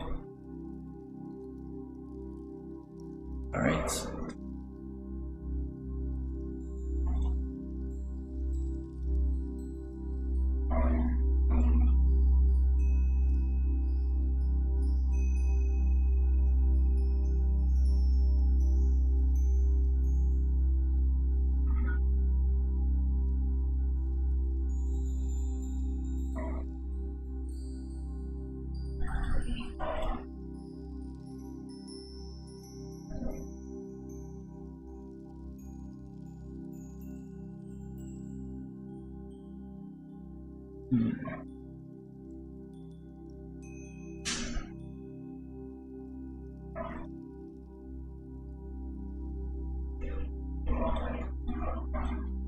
F.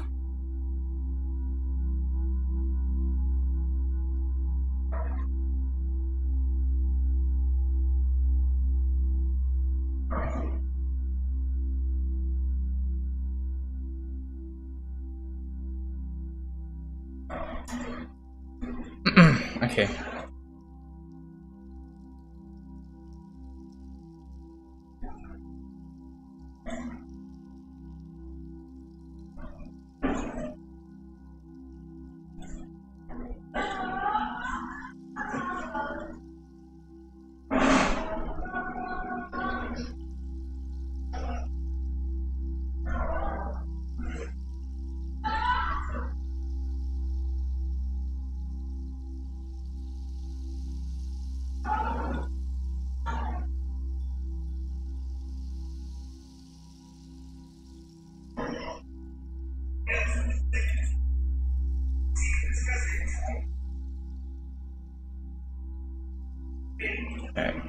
There we go.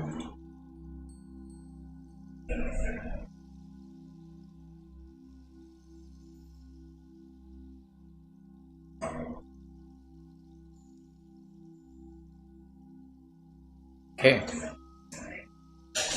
Let's work out the kinks here.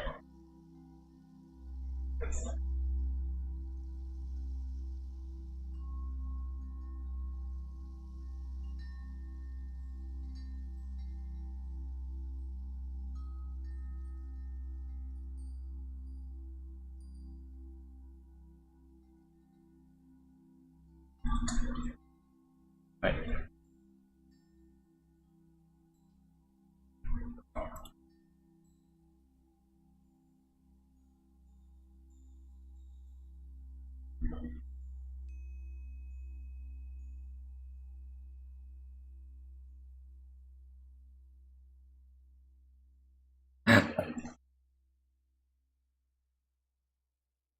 Round is all that is here.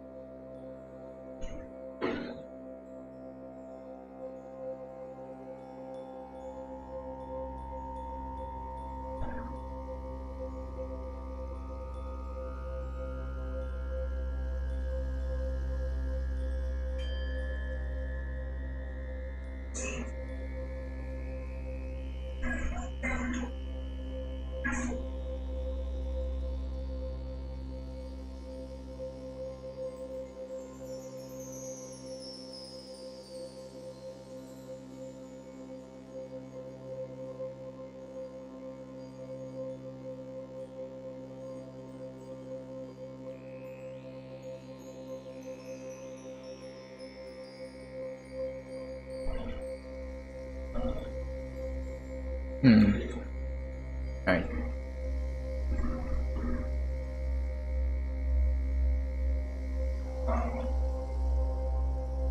Probably not use this first.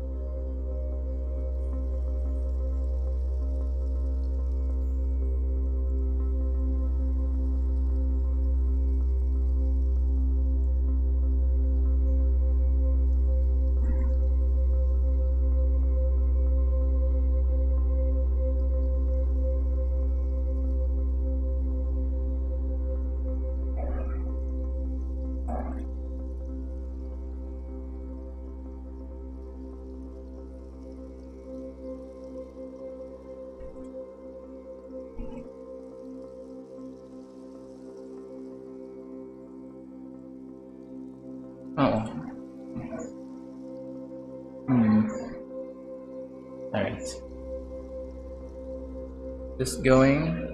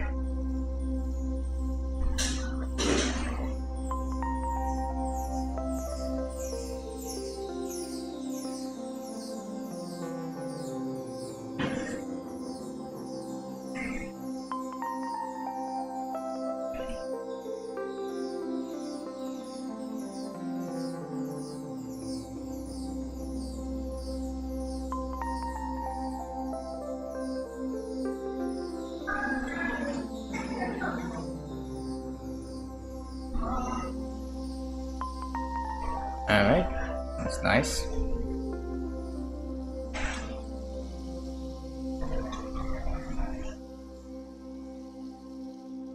Hmm.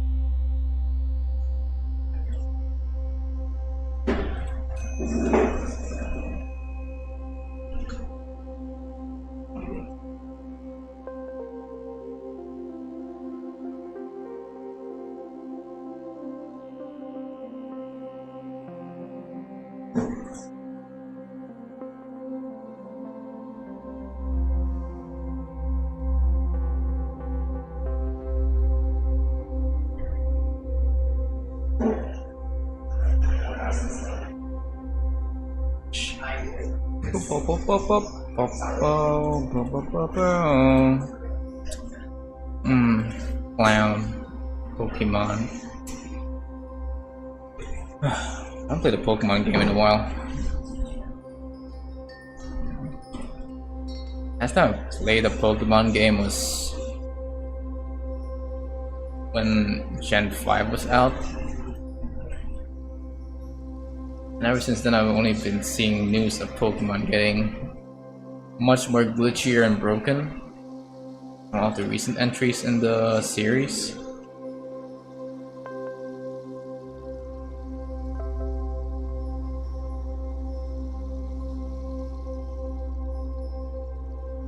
Like someone has to, speaking of broken games, someone has to, you know, finally realize in the executive department that maybe, just maybe, the reason why these games are failing to sell is because these games are freaking broken and shit.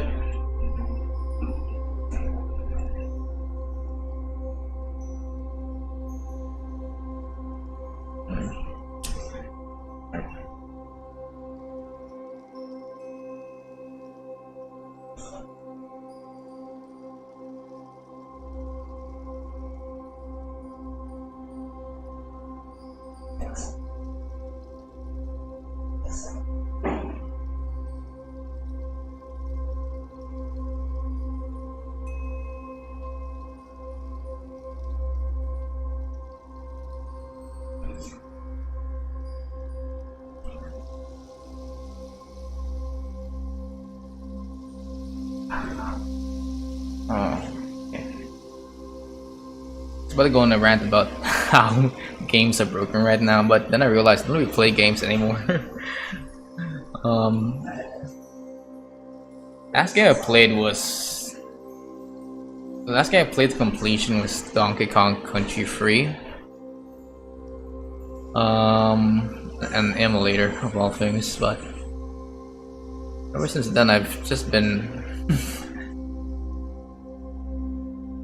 I've just been you know, watching stuff rather than playing stuff online.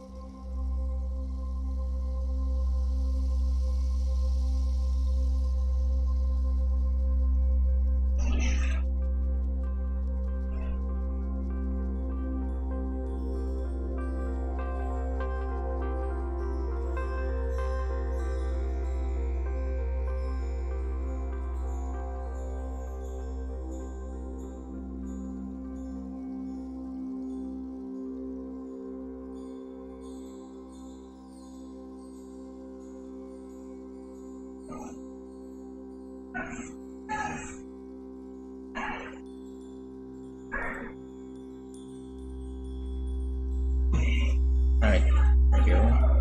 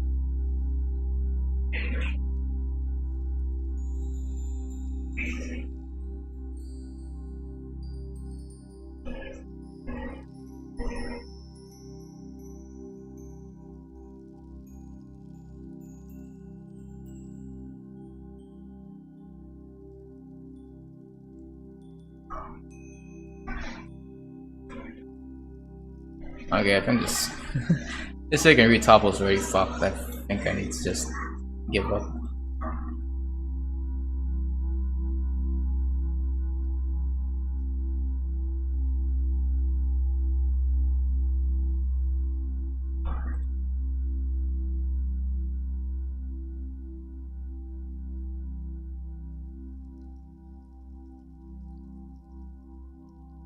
Oh my god.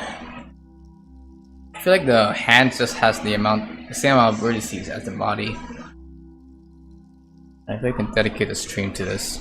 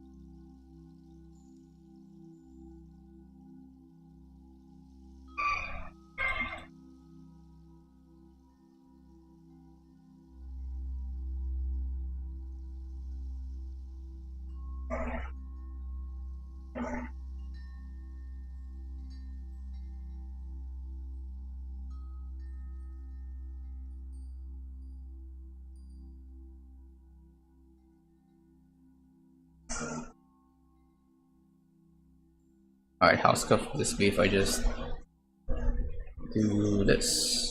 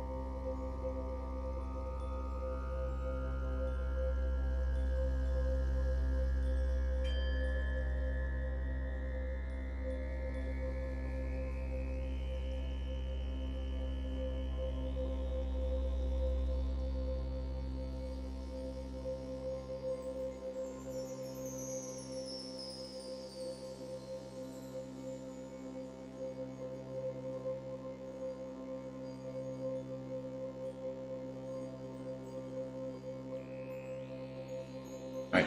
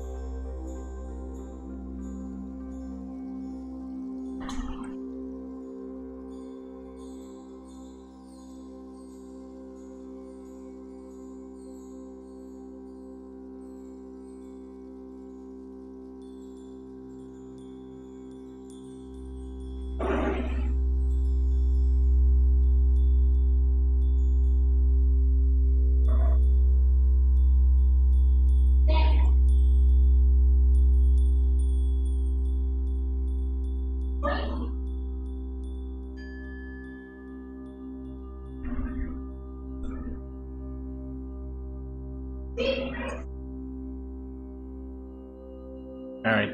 Oh my god, it's so scuffed. This looks so scuffed, guys. What the hell? Alright.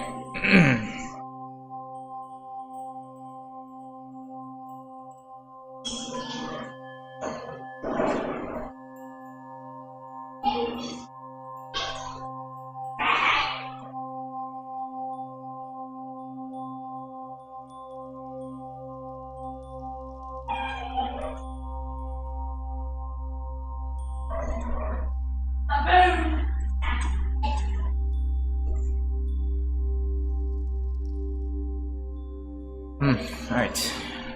Lastly, we just need to make the bendy bones.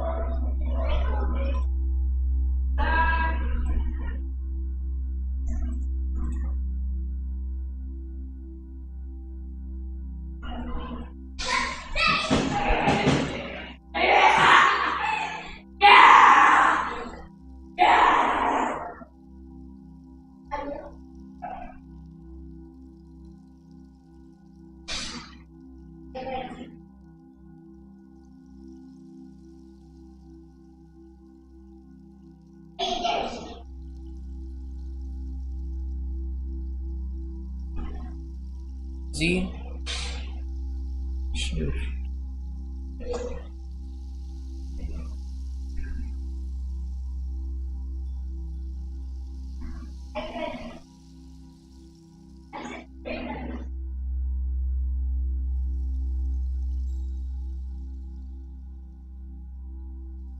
Right, cool.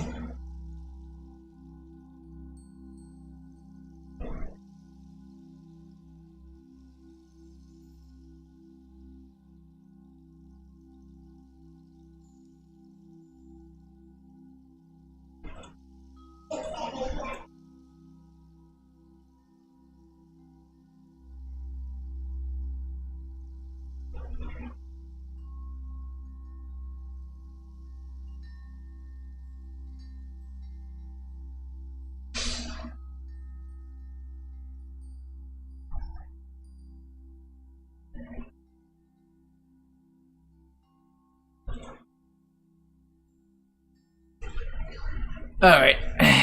Let's go here. Let's go here.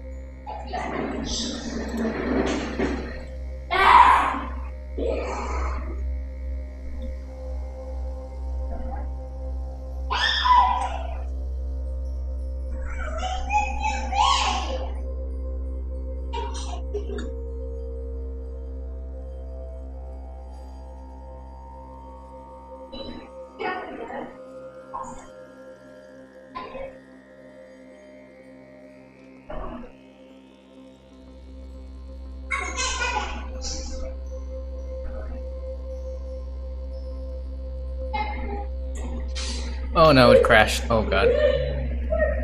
Right. Did it save?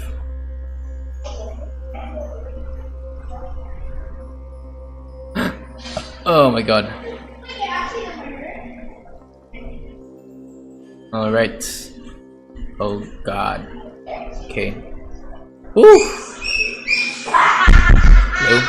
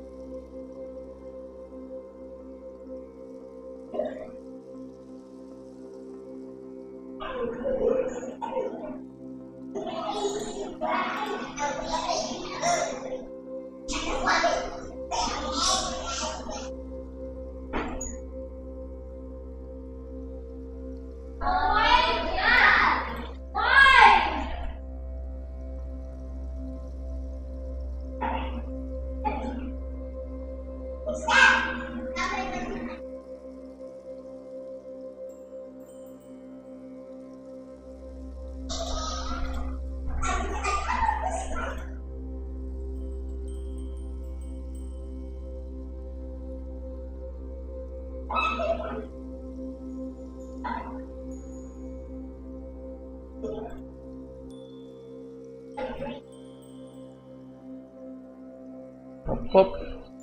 Oh, what?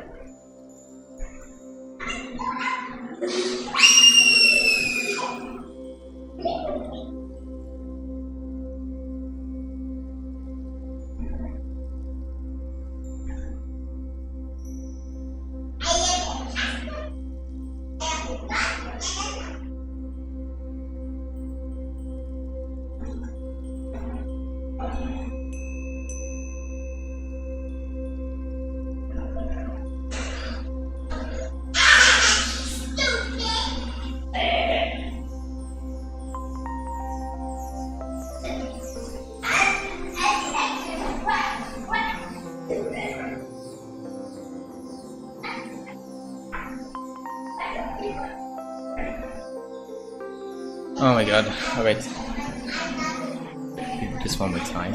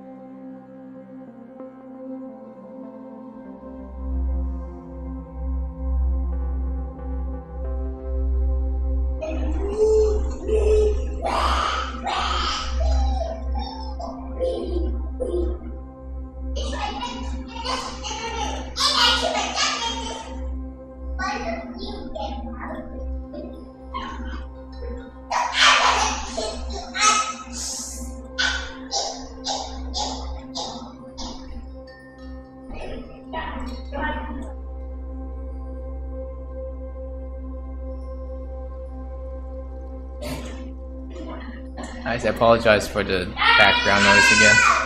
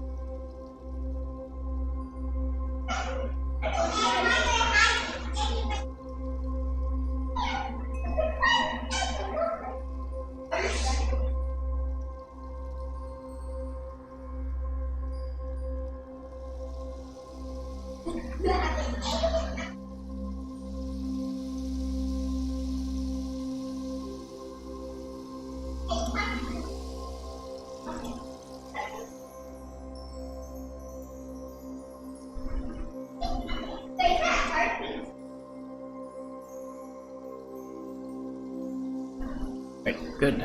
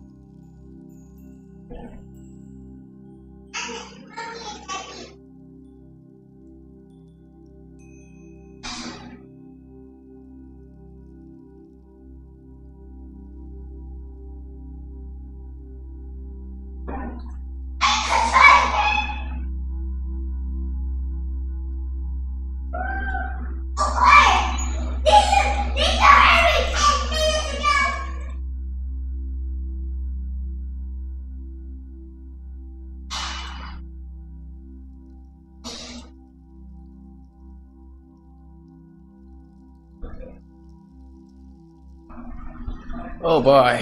Alright. Three fingers down, one more to go. Oh my god. Right.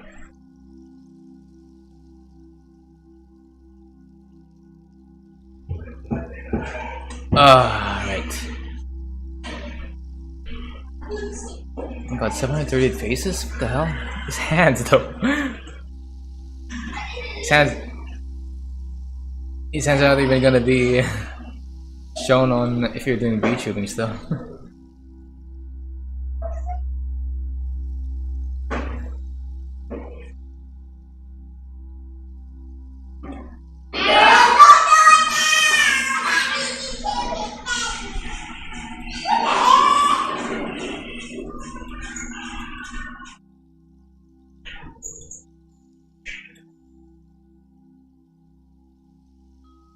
Oh my god.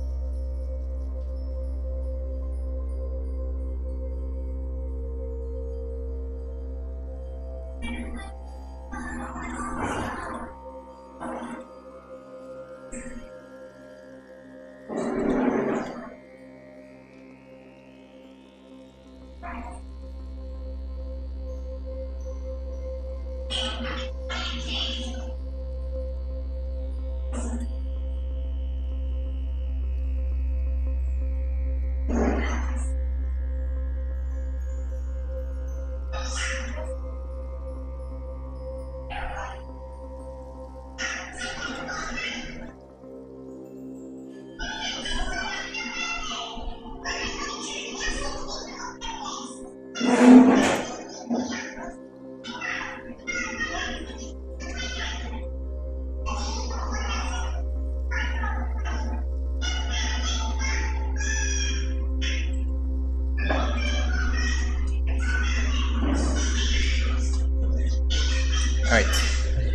Oh my god, I'm finally done with this.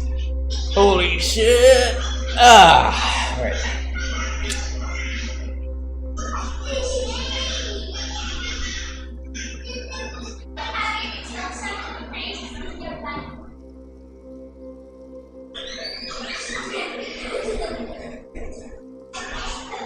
Alright, what else do I need to do?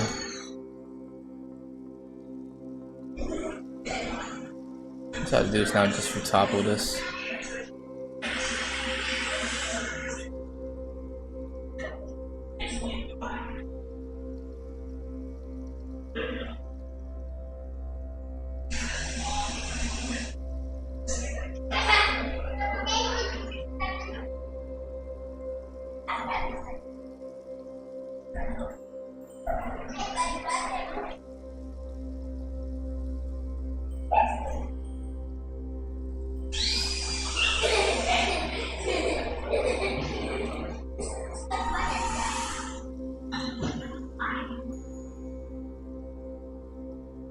Right. Now, what's the best way to retopple this? Should I remesh it or should I...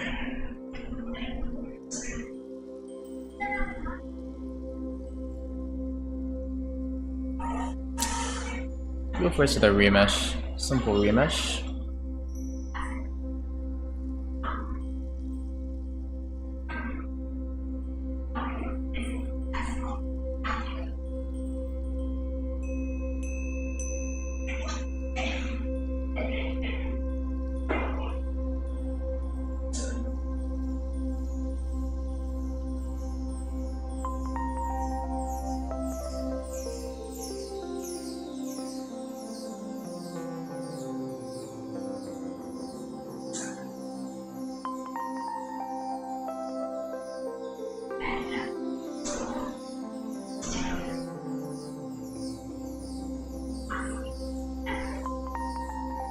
Okay, decimate modifier.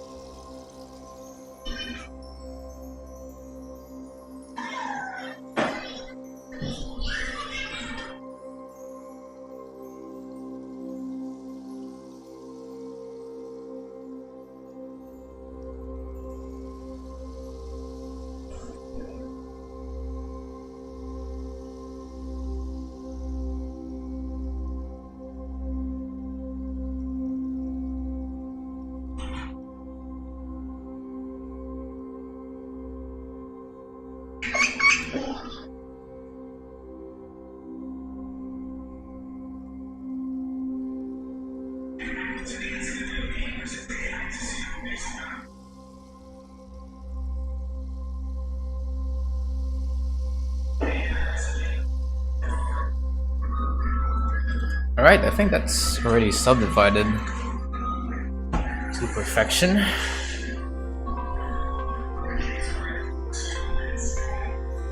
Alright, if I unhide retopo.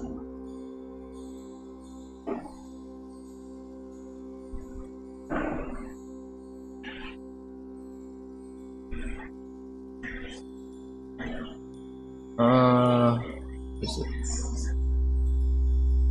It's not right.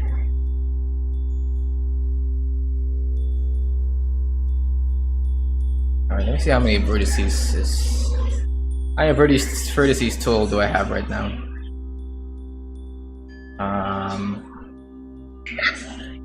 Maybe if I.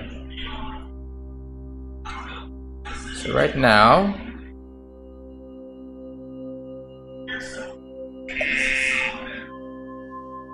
I'm just gonna get a calculator.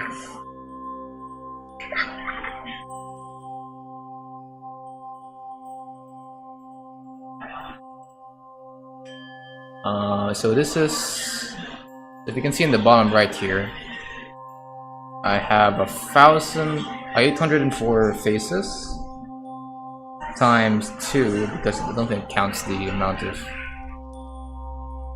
I'm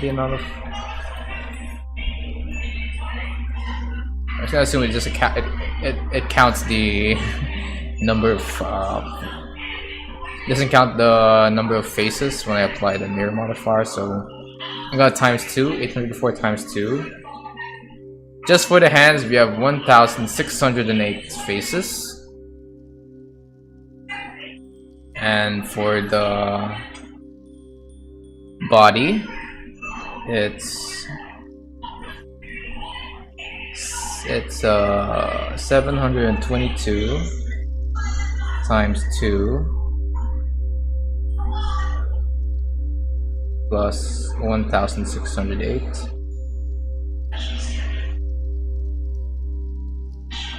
now 3,052 faces plus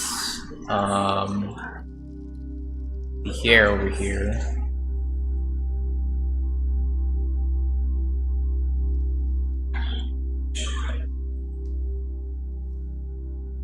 Which costs around, let me see,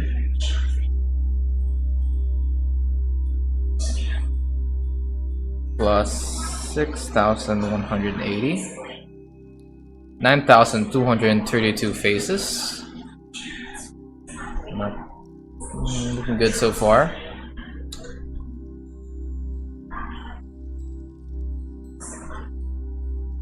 Plus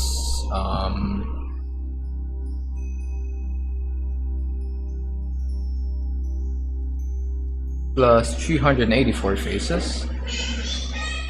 That's 9,616 plus 162 faces. Alright.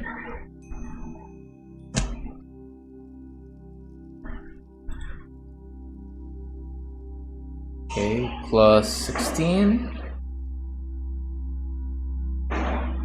Alright.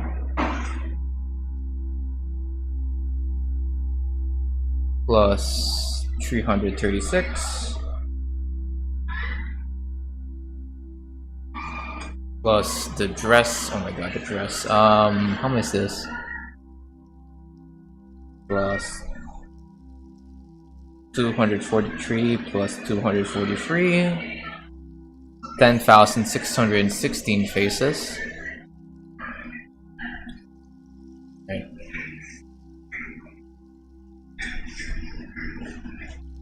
Plus 42 plus 42. Alright. Plus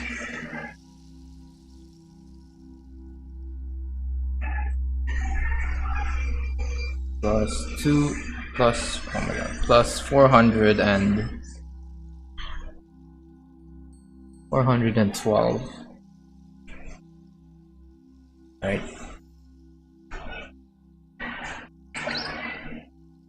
We have, hey, oh wait, hold on, one more. Plus 34 plus 34. Alright. We now have a vertice count of 11,180 faces. Holy shit. Hold on, how many vertices, I'm wondering, how many does my model have? Let me see. I go to V.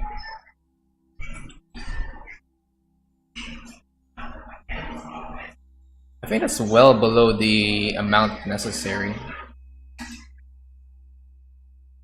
If I search up my avatar, how many?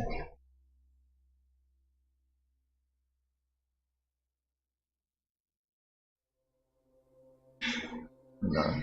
The characters.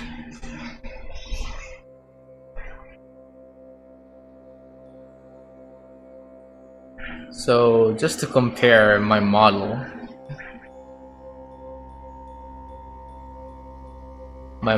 has 41,901 polygons. Holy shit, that's if this doesn't scream efficiency, I don't know what is.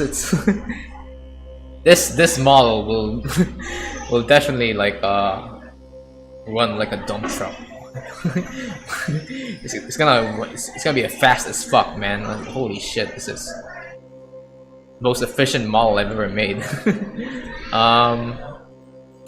So I'm just going to hide these hard surfaces. Oh, hold on. Move to retopo.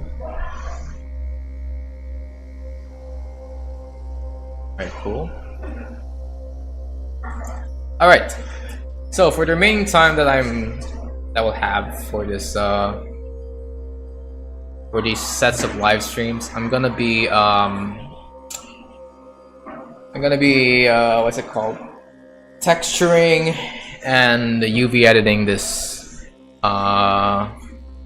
this model. Then I'm going to rig it, add some face shapes and other stuff, I guess. But for now, I'm gonna be ending stream, guys. Thank you so much for watching. I think we're already at the halfway point of making this model. It's only a matter of time before we finally get into designing this character.